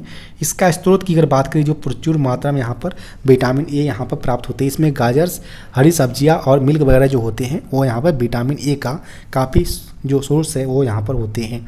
इसके अलावा विटामिन सी की अगर बात करें तो इसकी कमी से यहाँ पर स्कर्वी जैसे जो डिजीज़ है वो यहाँ पर देखने को मिलते हैं।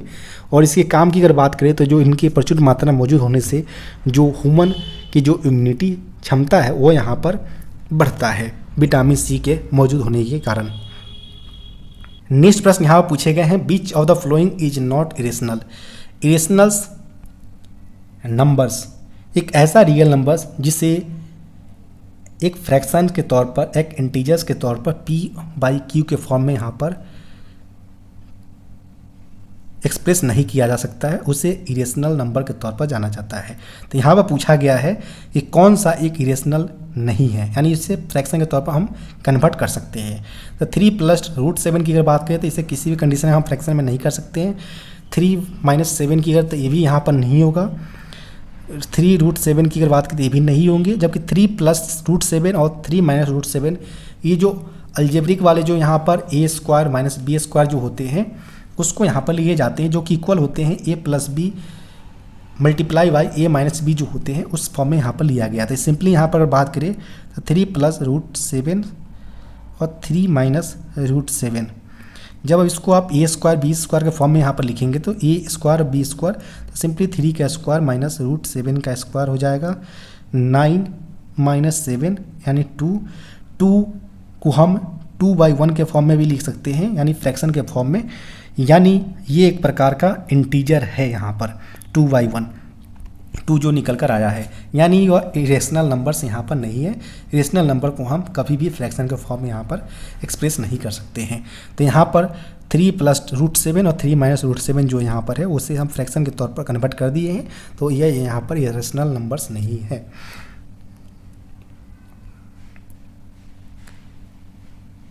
नेक्स्ट प्रश्न यहाँ पर पूछे गए हैं, if A can complete a task in 10 days and B can complete the same task in 15 days, how long will it take for both A and B to complete the task together?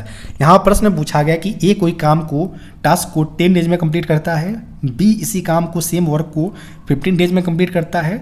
तो अगर दोनों, ध्यान रखिए, ए और B साथ में अगर काम को करता है तो कितने टाइम बाद वह इस काम को कंप्लीट कर लेगा, वो इस प्रश्न के अंतर्गत पूछे गए हैं। तो यहाँ पर अगर बात करिए, अगर ये किसी काम को 10 डेज में करता है, बी उसी काम को यहाँ पर 15 डेज में करता है, तो यहाँ पर यह जो है वह दोनों द्वारा लिया गया समय का है। जब दोनों का आप एलसीएम लेंगे तो यहाँ पर सिंपली जो निकल कर आएगा वह 13 यहाँ पर आएगा। 10 के 3 टाइम्स में 30 आएगा और 15 से 2 टाइम्स में। यह ए और बी का यहाँ पर एफिशिएंसी है कि अगर वो एक काम करने के लिए जाएगा तो 3 के स्पीड से वह यहाँ पर काम कंप्लीट करेगा, तब जाएगा वह 30 काम को 10 डेज में, और बी 2 के एफिशिएंसी से काम करेगा तो 15 डेज में वह 30 काम को कंप्लीट कर लेगा। यानी टोटल वर्क जो है यहाँ पर वह यहाँ पर 30 निकल कर आया है। अब यहाँ पर बोला गया कि ए और बी दोनों साथ में करता है, चूँकि यहाँ पर एफिशिएंसी है ए का 3, बी का यहाँ पर 2 है, सिंपली ए + बी की अगर बात करें तो एफिशिएंसी यहाँ पर 5 निकल कर आएगा।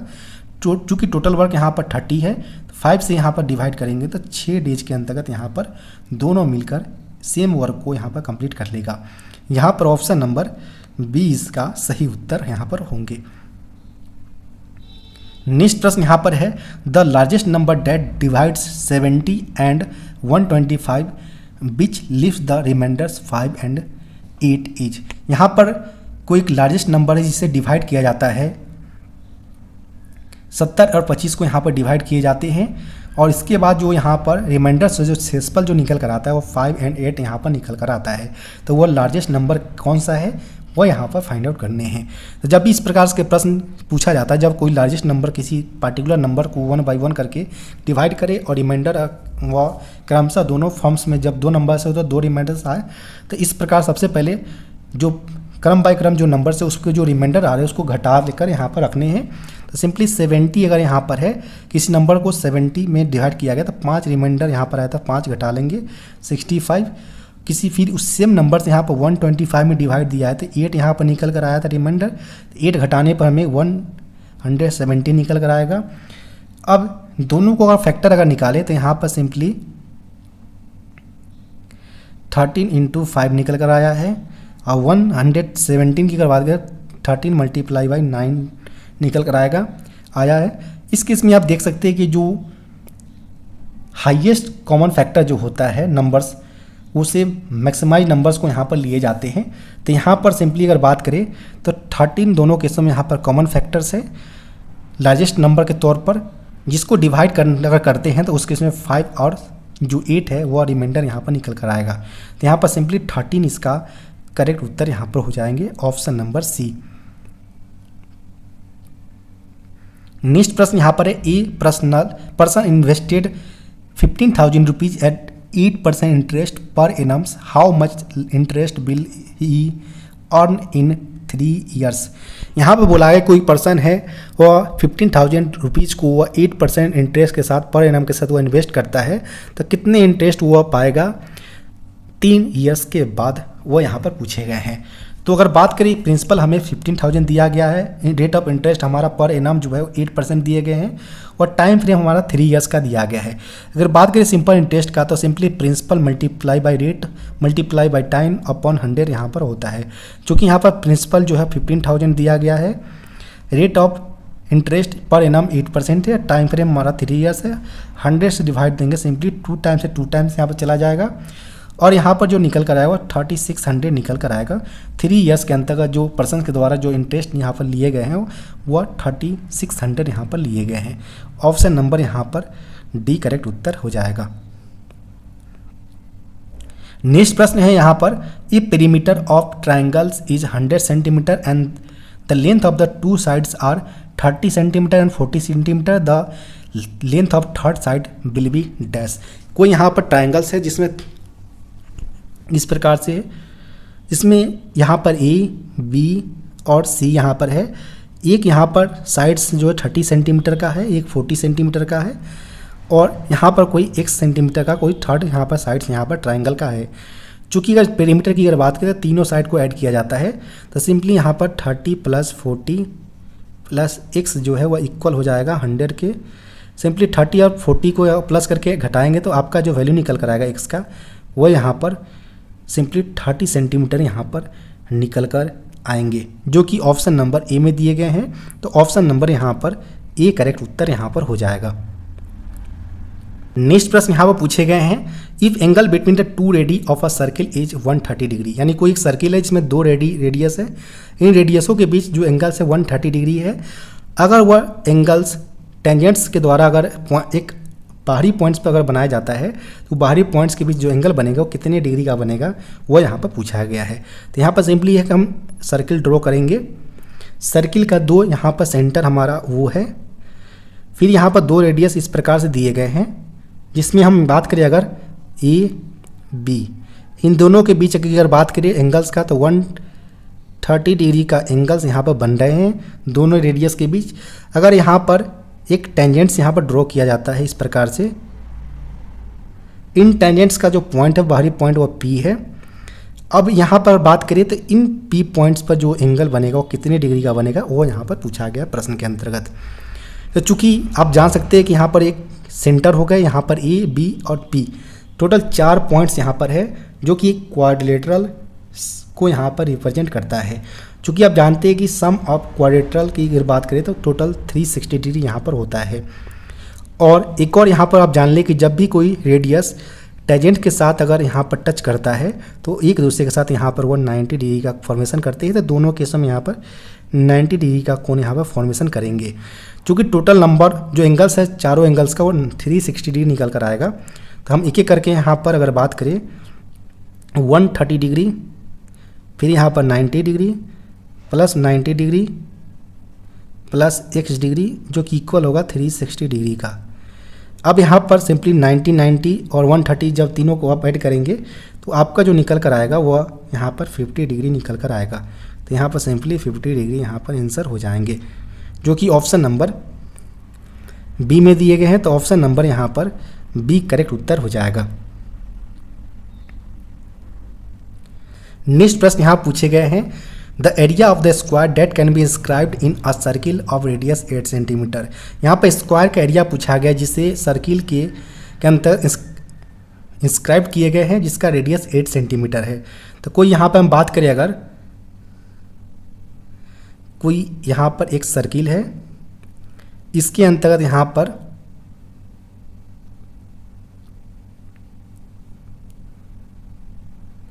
एक स्क्वायर यहाँ पर ड्रॉ किए गए हैं। स्क्वायर अगर बात करें तो यहाँ पर सर्किल का जो रेडियस है वो 8 सेंटीमीटर दिए गए हैं। तो यहाँ पर सेंटर पॉइंट है, यहाँ पर इसका वैल्यू 8 सेंटीमीटर है। तो नेक्स्ट जो सेकेंड जो रेडियस होगा वो भी यहाँ पर 8 सेंटीमीटर सर्किल का होगा।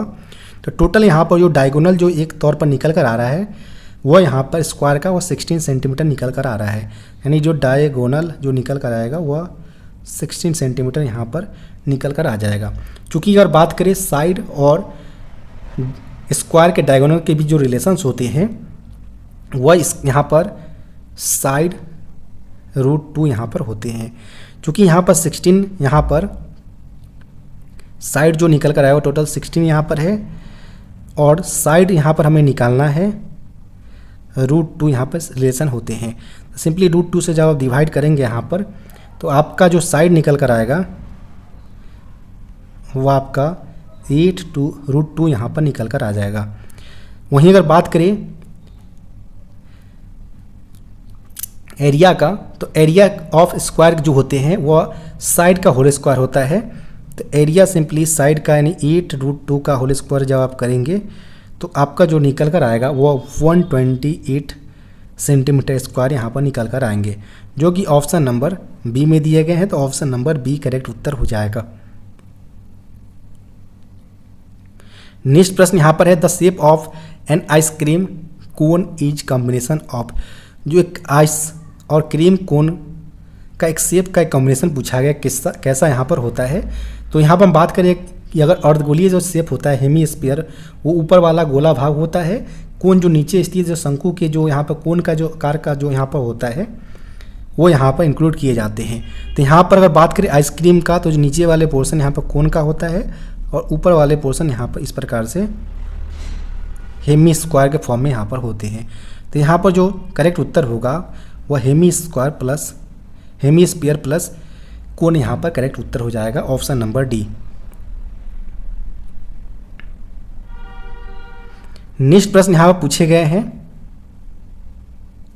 If a tower 6 metre high cast a shadow of 2√3 metre long on the ground. यहाँ पर टावर का जिसका हाइट 6 मीटर दिया गया है, उसका शैडो जो कि ग्राउंड के ऊपर 2√3 लॉन्ग शैडो को यहाँ पर बनाता है। Then the sun elevations is dash. यहाँ पर अगर बात करें कोई टावर है जो 6 मीटर हाई है, वह शैडो जो है वह 2√3 का बनाता है। तो इस केस में यहाँ पर जो सन्स का जो एंगल होगा वह कितना होगा वो यहाँ पर पूछा गया है। तो यहाँ पर चूंकि यहाँ पर परपेंडिकुलर दिया गया है, इसे हम परपेंडिकुलर बोला जाता है, इसे हाइपोटेनस और इसे बेस बोला जाता है। चूंकि यहाँ पर परपेंडिकुलर और बेस दिया गया है, थीटा हमें फाइंड आउट करने हैं, यानी सन्स एलिवेशन फाइंड आउट करने हैं। तो इस प्रकार के लिए यहाँ पर tan थीटा आता है। tan थीटा जो होता है परपेंडिकुलर अपॉन बेस होता है। परपेंडिकुलर जो है 6 दिए गए हैं और बेस जो है 2√3 दिए गए हैं। तो यहाँ पर tan थीटा की अगर बात करें तो tan थीटा इक्वल टू यहाँ पर जो निकल कर आएगा आगे और √3 निकल कर आएगा। √3 जो होते हैं tan थीटा का 60 डिग्री का वैल्यू यहाँ पर होता है। तो इस प्रकार यहाँ पर ऑप्शन नंबर ए इसका सही उत्तर यहाँ पर हो जाएंगे।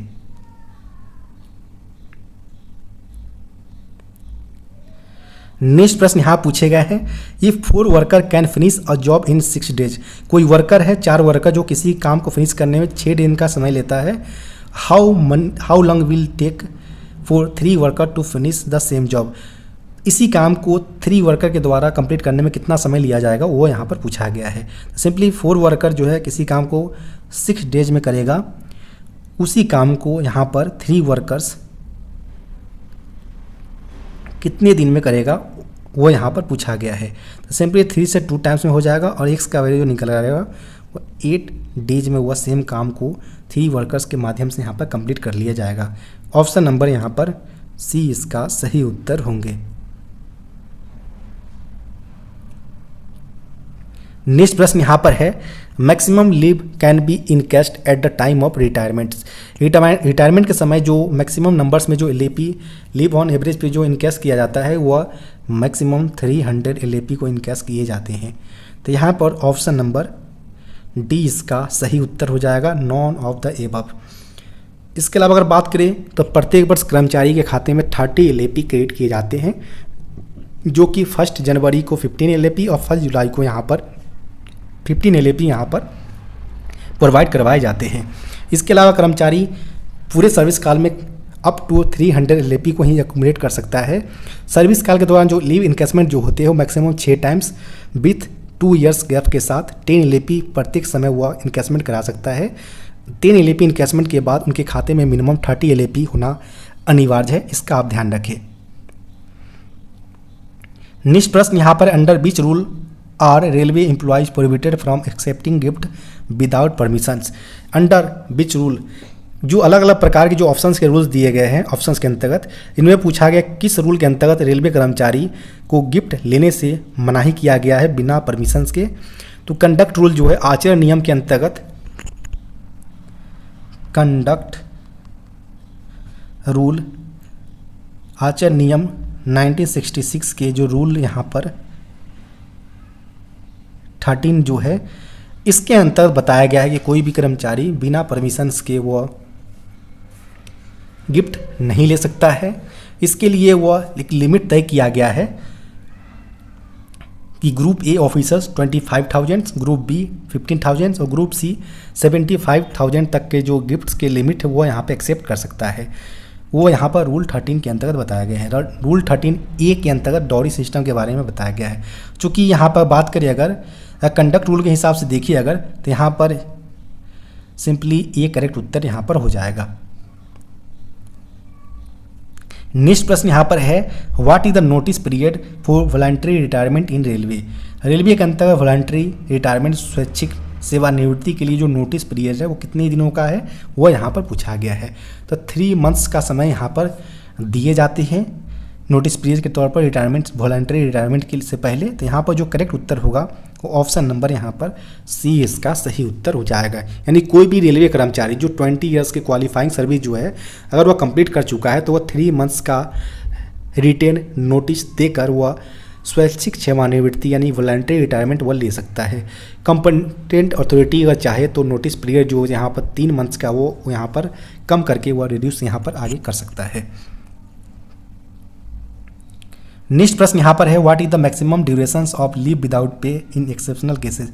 एक्सेप्शनल केसेस में लीव विदाउट पे जो है वो 2 ईयर्स तक का यहाँ पर हो सकते हैं। तो यहाँ पर ऑप्शन नंबर ए करेक्ट उत्तर होगा। नेक्स्ट प्रश्न यहाँ पर है, under which rule can railway employee be suspended. किस रूल के अंतर्गत रेलवे एम्प्लॉय को सस्पेंडेड किए जाते हैं। तो रूल जो डिसिप्लिन एंड अपील रूल्स 1968 के जो रूल 5 के 1 जो है, चूँकि रूल 5 के अंतर्गत सस्पेंशन के बारे में डिटेल में बात किया गया है, तो रूल 5 के 1 सब रूल जो 1 है इसमें बताया गया है कर्मचारी को सस्पेंड के बारे में बताया गया है। तो यहाँ पर ऑप्शन नंबर ए इसका सही उत्तर हो जाएगा। जबकि रूल 5(2) की अगर बात करें तो इसमें डिम्ड सस्पेंशन यानी 48 आवर से ज़्यादा अगर कर्मचारी पुलिस कस्टडी में अगर रहता है तो उसको डिम्ड सस्पेंशन की कैटेगरी में रखा गया है। रूल 6 की अगर बात करें तो रूल 6 में पेनल्टीज़ के बारे में यहाँ पर इंट्रोड्यूस किए गए हैं। यहाँ पर और भी ऑप्शन है। रूल 11 ऑफ पास रूल्स की अगर बात करें तो इसमें स्पेशल पास के बारे में बताया गया है। रूल 7 की अगर बात करें तो रूल 7 ऑफ कंडक्ट रूल्स की अगर बात करें तो डेमोस्ट्रेशंस के बारे में बताया गया, प्रदर्शनी की वगैरह के बारे में यहाँ पर बताए गए हैं। नेक्स्ट प्रश्न यहाँ पर है, under which rule can railway employees claim medical leaves. किस रूल के अंतर्गत रेलवे एम्प्लॉयज मेडिकल लीव्स को यहाँ पर क्लेम कर सकता है। तो रूल 702 जो है इसके अंतर्गत रेलवे कर्मचारी अपना लीव मेडिकल लीव को क्लेम कर सकता है। यहाँ पर ऑप्शन नंबर ए करेक्ट उत्तर हो जाएगा। नेक्स्ट प्रश्न यहाँ पर है, new pension scheme is effective from. New pension scheme जो है वो कब से इफेक्टिव प्रभाव में है। तो यह 1 जनवरी 2004 से यहाँ पर एनपीएस इफेक्ट में आया था। यहाँ पर ऑप्शन नंबर ए करेक्ट उत्तर हो जाएगा। अगर बात करें तो इसमें एम्प्लॉय का जो कंट्रीब्यूशंस है वह यहाँ पर 10% ऑफ बेसिक प्लस डीए का यहाँ पर होते हैं। जबकि अगर बात करें यहाँ पर गवर्नमेंट कंट्रीब्यूशंस का तो इसमें 40% of basic plus DA of employees का यहाँ पर होते हैं।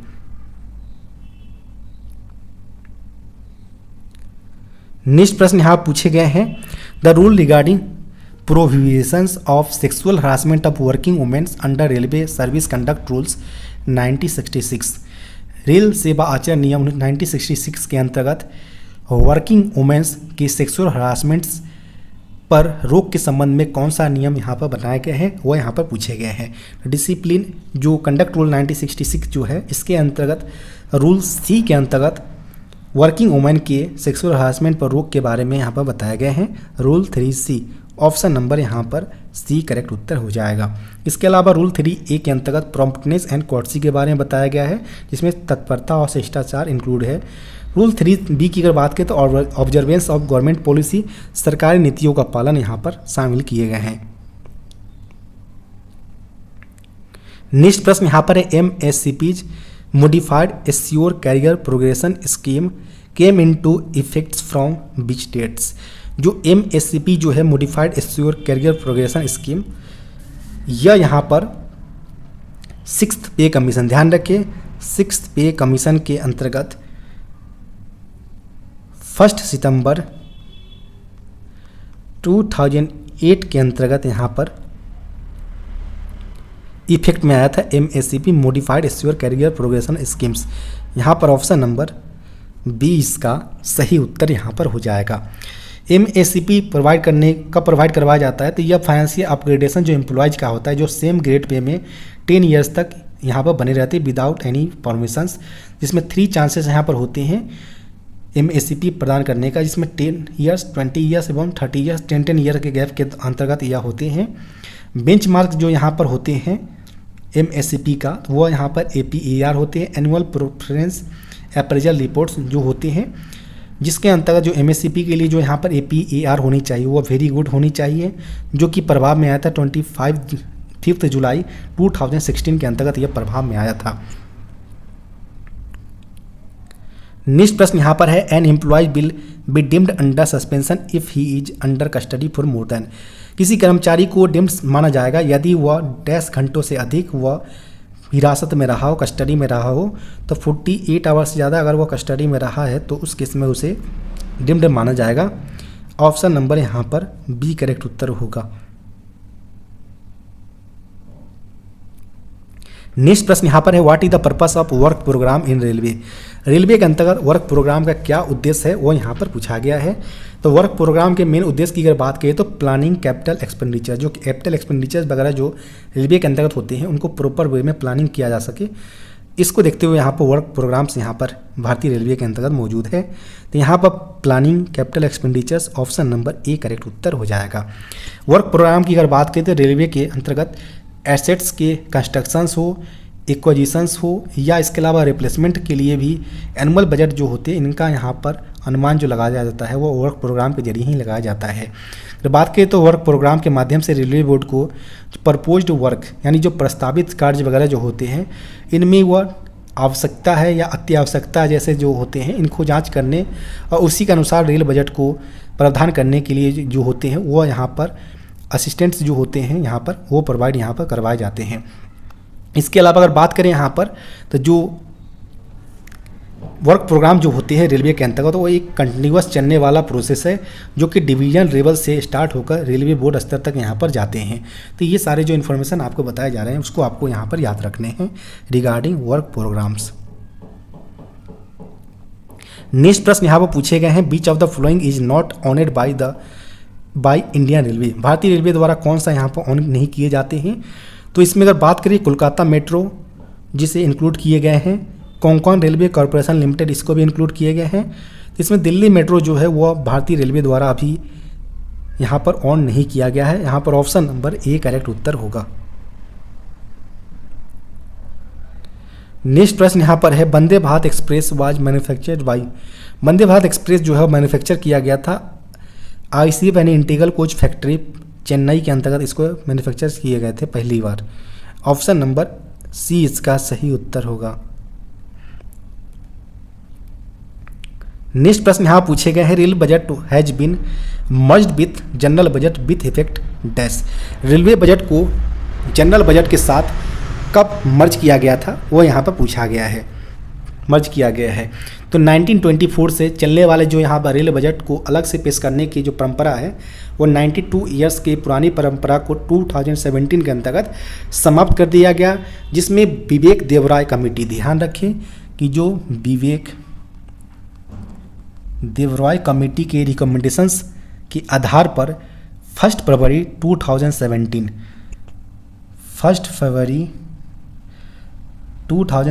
के अंतर्गत 2017-18 का जो फाइनेंशियल ईयर होता है इसके अंतर्गत यहाँ पर उस समय के तत्कालीन जो फाइनेंस मिनिस्टर थे अरुण जेटली, उनके द्वारा पहली बार यूनियन बजट पेश किया गया जिसमें रेल बजट को इसमें इंक्लूड कर दिए गए थे। तो यहाँ पर जो करेक्ट उत्तर होगा वह 17-18 फाइनेंशियल ईयर, यहाँ पर ऑप्शन नंबर बी करेक्ट उत्तर हो जाएगा। नेक्स्ट प्रश्न यहाँ पर पूछे गए हैं, how many parts are there in MSOP, MSOP की अगर बात करें मॉडल शेड्यूल ऑफ पावर्स, इसमें कितने नंबर्स में यहाँ पर पार्ट्स है। तो टोटल 7 नंबर्स में यहाँ पर पार्ट्स रखे गए हैं। जिसमें पार्ट ए की अगर बात करें तो part A work matters, part B medical matters, part C miscellaneous matters, part D store matters, part E की अगर बात करें तो कमर्शियल मैटर्स, पार्ट एफ जो है वह इस्टेब्लिशमेंट मैटर्स और पार्ट जी जो है वह सिक्योरिटी मैटर के साथ यहाँ पर आते हैं। टोटल 7 नंबर्स में यहाँ पर पार्ट्स होते हैं अंडर MSOP। यहाँ पर ऑप्शन नंबर सी इसका करेक्ट उत्तर हो जाएगा। नेक्स्ट प्रश्न यहाँ पर पूछे गए हैं, which of the following is considered a stock item in Indian railway. भारतीय रेलवे के अंतर्गत एक स्टॉक आइटम को कंसीडर किया जाता है। निम्नलिखित में से कौन से? 4 ऑप्शन दिए गए हैं, फर्नीचर, स्टेशनरी, ब्लास्ट और ऑफिशियल व्हीकल्स, जिसमें ब्लास्ट जो है उसे एज अ स्टॉक आइटम के तौर पर भारतीय रेलवे के अंतर्गत कंसीडर किए जाते हैं। स्टॉक आइटम के लिए जो PL नंबर वगैरह जो यूज में लिए जाते हैं वो 8 डिजिट्स का होता है, तो इसको भी आप यहाँ पर याद रख सकते हैं। नेक्स्ट प्रश्न यहाँ पर पूछे गए हैं, इम्प्रेस्ड इज। इम्प्रेस्ड क्या है? तो impressed advance cash for minor expenses, जो माइनर एक्सपेंसेस के लिए जो एडवांस कैश जो दिए जाते हैं वो यहाँ पर इम्प्रेस्ड का हिस्सा यहाँ पर है। तो यहाँ पर जो करेक्ट उत्तर होगा वो ऑप्शन नंबर बी इसका सही उत्तर हो जाएगा, advance cash for minor expenses. Next प्रश्न यहाँ पूछे गए हैं, what was the term dead stock item refer to. Dead stock items की अगर बात करें यहाँ पर, तो डेड स्टॉक आइटम्स से यह यहाँ पर संबंधित है कि वैसा आइटम्स या इन्वेंट्री जो लंबे समय तक वेयर हाउस या स्टोर्स में अनयूज्ड और अनसोल्ड पड़ा रहता है, फ्यूचर में उन्हें यूज होने की संभावना बहुत कम है। तो इस प्रकार के जो आइटम्स होते हैं वो डेड स्टॉक आइटम्स की कैटेगरी में रखे जाते हैं, यानी स्टॉक लाइंग अनयूज्ड यहाँ पर करेक्ट उत्तर हो जाएगा, ऑप्शन नंबर सी। नेक्स्ट प्रश्न यहाँ पूछे गए हैं, the standard form used for issuing stock items. Stock items को इशू करने के लिए जो स्टैंडर्ड फॉर्म यूज किए जाते हैं वो कौन सा है? तो इसमें S1313 जो आते हैं वो यहाँ पर स्टॉक आइटम को इशू करने के लिए एज ए स्टैंडर्ड फॉर्म के तौर पर यहाँ पर यूज में लिए जाते हैं। तो यहाँ पर ऑप्शन नंबर डी करेक्ट उत्तर हो जाएगा। इसके अलावा नॉन स्टॉक इंडेंट्स, ध्यान रखें, नॉन स्टॉक इंडेंट्स को इशू करने के लिए जो यहाँ पर स्टैंडर्ड फॉर्म यूज में लिए जाते हैं वह S1302 का प्रयोग यहाँ पर किए जाते हैं। इसके अलावा यहाँ पर बात करिए अगर DS8 जो कि S1539 इसमें इंक्लूड किए जाते हैं। इसके अंतर्गत यहाँ पर हम बात करें अगर, तो स्टैंडर्ड फॉर्म जो है वह draw disposal of surplus store जो होते हैं, सरप्लस स्टोर्स को यहाँ पर डिस्पोजल करने के लिए इस प्रकार के स्टैंडर्ड फॉर्म्स यहाँ पर यूज में लिए जाते हैं। इसके अलावा अगर बात करें M268 का, तो कंडमिंग the rolling stocks, rolling stock को कंडम करने के लिए इस प्रकार के स्टैंडर्ड फॉर्म्स का प्रयोग यहाँ पर यूज में लिए जाते हैं। इसके अलावा अगर बात करें रिकपिंग द इम्प्रेस्ड आइटम्स के लिए S1830 फॉर्म्स का प्रयोग किया जाता है, जबकि डिपोट टू डिपोट ट्रांसफर्स जो मटेरियल किया जाता है यूजिंग ST47 इंडेंट्स के प्रयोग करते हुए डिपोट टू डिपोट मटेरियल को यहाँ पर ट्रांसफ़र किया जाता है। तो इस प्रकार जो यह फॉर्म्स यहाँ बताए जा रहे हैं इसको आपको यहाँ पर याद रखने हैं। नेक्स्ट प्रश्न यहाँ पर है, what type of expenditures is incurred for purchasing items use daily. Daily basis पर यूज होने वाले जो आइटम्स को यहाँ परचेजिंग करने के लिए जो यहाँ पर एक्सपेंडिचर्स जो इनकर किए जाते हैं वो किस प्रकार के एक्सपेंडिचर्स कैटेगरी में आते हैं? तो वो यहाँ पर रेवेन्यू एक्सपेंडिचर जो है उस कैटेगरी में यहाँ पर आते हैं। यहाँ पर ऑप्शन नंबर ए इसका सही उत्तर हो जाएगा।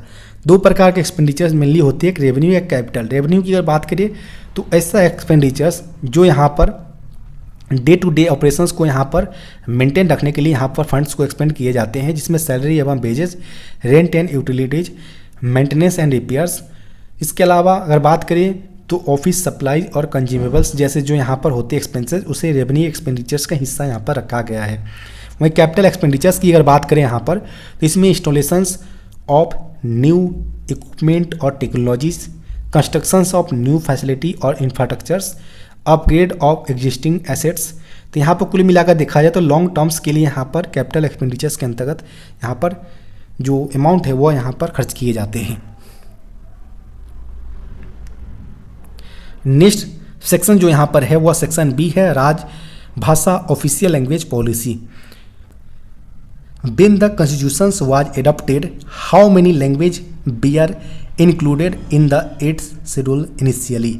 जब संविधान को एडॉप्ट किया गया था उस समय कितने नंबर्स में भाषाओं को 8वीं अनुसूची के अंतर्गत इनिशियली शामिल किए गए थे? तो जब संविधान को एडॉप्ट किया गया था 14 सितंबर 1949 को, तो उसके अंतर्गत बात करिए अगर तो टोटल 14 लैंग्वेज को एज ऑफिशियल लैंग्वेज के तौर पर यहाँ पर शामिल किए गए थे 8वीं अनुसूची के अंतर्गत। तो यहाँ पर जो करेक्ट उत्तर होगा वो ऑप्शन नंबर सी इसका सही उत्तर यहाँ पर हो जाएंगे। कैंट में यह वर्ग का टोटल 8 लैंग्वेज को यहाँ पर ऐड किए गए। टोटल कैंट में 22 लैंग्वेज यहाँ पर एज ए ऑफिशियल लैंग्वेज के अंतर्गत यहाँ पर 8वीं सूची के अंतर्गत मौजूद है, जिसमें एकमात्र जो फॉरेन लैंग्वेज है वह नेपाली को यहाँ पर शामिल किया गया है। नेक्स्ट प्रश्न यहाँ पूछे गए as per the article 343(1) of the constitution when Hindi became the official language of the union of India. Article 343(1) के संविधान के आर्टिकल 343(1) के अनुसार अगर बात करें यहाँ पर, तो हिंदी कब यूनियन ऑफ इंडिया का यहाँ पर ऑफिशियल लैंग्वेज बना है, वो यहाँ पर इस प्रश्न के अंतर्गत पूछे गए हैं। तो यहाँ पर हम बात करें अगर पहली बार जो इंक्लूड किए गए थे वह 14 सितंबर 1949 को कॉन्स्टिट्यूएंट असेंबली के द्वारा ऑफिशियल लैंग्वेज को इंक्लूड किए गए थे, जिसमें हिंदी को एज ए लैंग्वेज और स्क्रिप्ट को देवनागरी स्क्रिप्ट के तौर पर शामिल किया गया था। लेकिन यहाँ पर अगर बात करें आर्टिकल 341 ऑफ द कॉन्स्टिट्यूशन का, तो इसके अनुसार अगर बात करें तो ऑफिशियल लैंग्वेज जो है वह 21 जनवरी 1965 को वह बना था। तो यहाँ पर जो करेक्ट उत्तर होगा वो ऑप्शन नंबर यहाँ पर ए करेक्ट उत्तर हो जाएगा। नेक्स्ट प्रश्न यहाँ पूछे गए हैं which is the official language of the Arunachal Pradesh. Arunachal Pradesh का जो ऑफिशियल लैंग्वेज क्या है, तो अरुणाचल प्रदेश का ऑफिशियल लैंग्वेज की अगर बात करें तो अंग्रेजी यहाँ पर रखा गया है। ऑप्शन नंबर ए इसका सही उत्तर होगा। अरुणाचल प्रदेश के अलावा भी 4 और अदर स्टेट्स है, जिसमें नागालैंड, मेघालय, मिजोरम और सिक्किम जैसे जो स्टेट्स है जहाँ पर ऑफिशियल लैंग्वेज के तौर पर इंग्लिश को रखे गए हैं।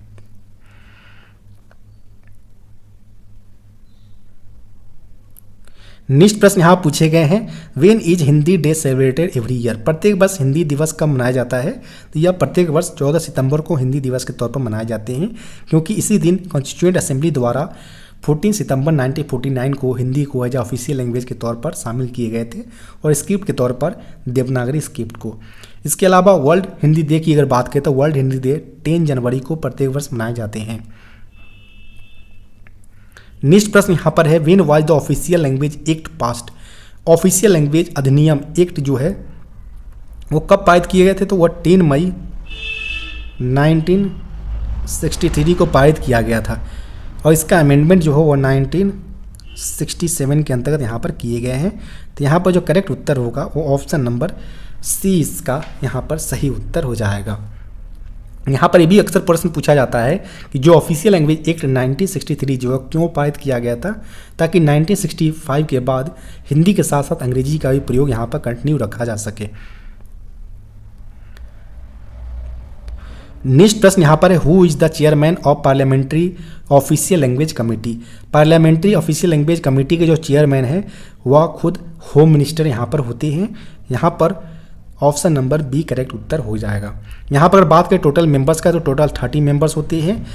20 मेंबर्स फ्रॉम लोकसभा और 10 मेंबर्स फ्रॉम राज्यसभा से यहाँ पर आते हैं। नेक्स्ट प्रश्न यहाँ पर है Telangana state comes under regions as per the official language policy. Official language policy के अनुसार जो तेलंगाना स्टेट्स है वो कौन से रीजन्स के अंतर्गत आता है। टोटल 3 रीजन्स यहाँ पर क्लासीफाई किए गए हैं एज पर ऑफिशियल लैंग्वेज पॉलिसी के अनुसार, जिसमें ए रीजन्स, बी रीजन्स एवं सी रीजन्स होते हैं। रीजन सी के अंतर्गत जो अलग अलग स्टेट्स आते हैं, जिसमें कर्नाटका, तेलंगाना, केरल, आंध्र प्रदेश, उड़ीसा, वेस्ट बंगाल, असम, नागालैंड, मेघालय, अरुणाचल प्रदेश, त्रिपुरा, मिजोरम, मणिपुर और सिक्किम जैसे जो स्टेट्स हैं नॉर्थ ईस्ट का, इस सारे यहाँ पर रीजन सी का यहाँ पर हिस्सा है एज ए स्टेट्स के तौर पर। यूनियन टेरिटरी के तौर पर यहाँ पर पुदुचेरी, लक्षद्वीप, जे&के एवं Ladakh total 4 union territories class C का यहाँ पर हिस्सा है। तो यहाँ पर तेलंगाना स्टेट्स पूछा गया था, तो यह रीजन सी का हिस्सा यहाँ पर है, ऑप्शन नंबर सी। नेक्स्ट प्रश्न यहाँ पूछे गए हैं विच committee review the progress of the use of the Hindi in government departments. Government department के अंतर्गत कौन सा कमेटी जो है वह हिंदी के यूज के प्रोग्रेस को यहाँ पर रिव्यू करता है, वो यहाँ पर पूछे गए हैं। तो पार्लियामेंट्री राजभाषा कमेटी जो होते हैं वह अलग अलग मिनिस्ट्रीज़ के अंतर्गत उनके ऑफिस में प्रयोग होने वाले हिंदी के प्रोग्रेस के बारे में वह समय समय पर वह रिव्यू कमेटी के द्वारा किया जाता है। तो यहाँ पर पार्लियामेंट्री राजभाषा कमेटी इसका करेक्ट उत्तर हो जाएगा, ऑप्शन नंबर ए।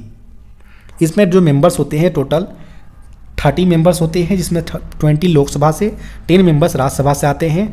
इसके अंदर टोटल 3 सब कमेटी होते हैं, जिसमें सेकेंड सब कमेटी जो है वो रेल मिनिस्ट्री ऑफिसेज का इंस्पेक्शन यहाँ पर करते हैं। नेक्स्ट प्रश्न यहाँ पूछे गए हैं, under official language policy which of the following is not categorise as region A. यहाँ पर पूछा गया है कि ऑफिशियल लैंग्वेज पॉलिसी के अंतर्गत निम्नलिखित में से कौन सा यहाँ पर रीजन ए के अंतर्गत कैटेगराइज नहीं किया गया है, वो यहाँ पर पूछे गए हैं। तो रीजन ए के अंतर्गत अगर बात करें यहाँ पर यूपी, उत्तराखंड, बिहार, झारखंड, हरियाणा, हिमाचल प्रदेश, मध्य प्रदेश, छत्तीसगढ़ और राजस्थान, टोटल 9 के नंबर्स में जो स्टेट्स है वो रीजन ए का हिस्सा है। और यूनियन टेरेटरीज की अगर बात करें तो दिल्ली, अंडमान निकोबार द्वीप समूह जो है वो यहाँ पर 2 नंबर्स में यहाँ पर यूनियन टेरेटरीज रीजन ए का हिस्सा यहाँ पर होते हैं। जबकि अगर बात करें यहाँ पर रीजन बी के अंतर्गत 3 स्टेट्स आते हैं, महाराष्ट्र, गुजरात एवं पंजाब। और यूनियन टेरेटरीज के तौर पर चंडीगढ़, दादर और नागर हवेली और दमन और दीव यूनियन टेरेटरीज यहाँ पर आते हैं। यहाँ पर पूछा गया था किसे कैटेगराइज ए के तौर पर नहीं किया गया, तो उत्तर प्रदेश, बिहार, राजस्थान तीनों यहाँ पर ए रीजन का हिस्सा है, जबकि पंजाब जो है वो यहाँ पर रीजन बी का हिस्सा है। तो यहाँ पर ऑप्शन नंबर बी करेक्ट उत्तर हो जाएगा। नेक्स्ट प्रश्न यहाँ पूछे गए, which region is officially exempt from adopting Hindi for official works. कौन से रीजन्स को यहाँ पर ऑफिशियली एग्जेम्प्ट किए गए, छूट दिए गए हैं ऑफिशियल वर्क को यहाँ पर एडॉप्ट करने के लिए, हिंदी में करने के लिए, वो यहाँ पर एग्जेम्प्ट किए गए हैं। इसमें तमिलनाडु जो रीजन्स है यहाँ पर ऑफिशियल वर्क जो हिंदी में करने के लिए यहाँ पर एग्जेम्प्ट दिए गए, छूट दिए गए हैं। तो यहाँ पर ऑप्शन नंबर बी इसका सही उत्तर हो जाएगा। आपको वीडियो कैसा लगा कमेंट बॉक्स में बताना न भूलें। साथ ही साथ वीडियो को लाइक एवं चैनल को सब्सक्राइब करना न भूलें। अगर आपके पास भी कोई ऐसा पेपर है जिसका आप सॉल्यूशन चाहते हो, डिस्क्रिप्शन बॉक्स में दिए गए व्हाट्सएप नंबर पर अपना पेपर भेज सकते हैं। धन्यवाद।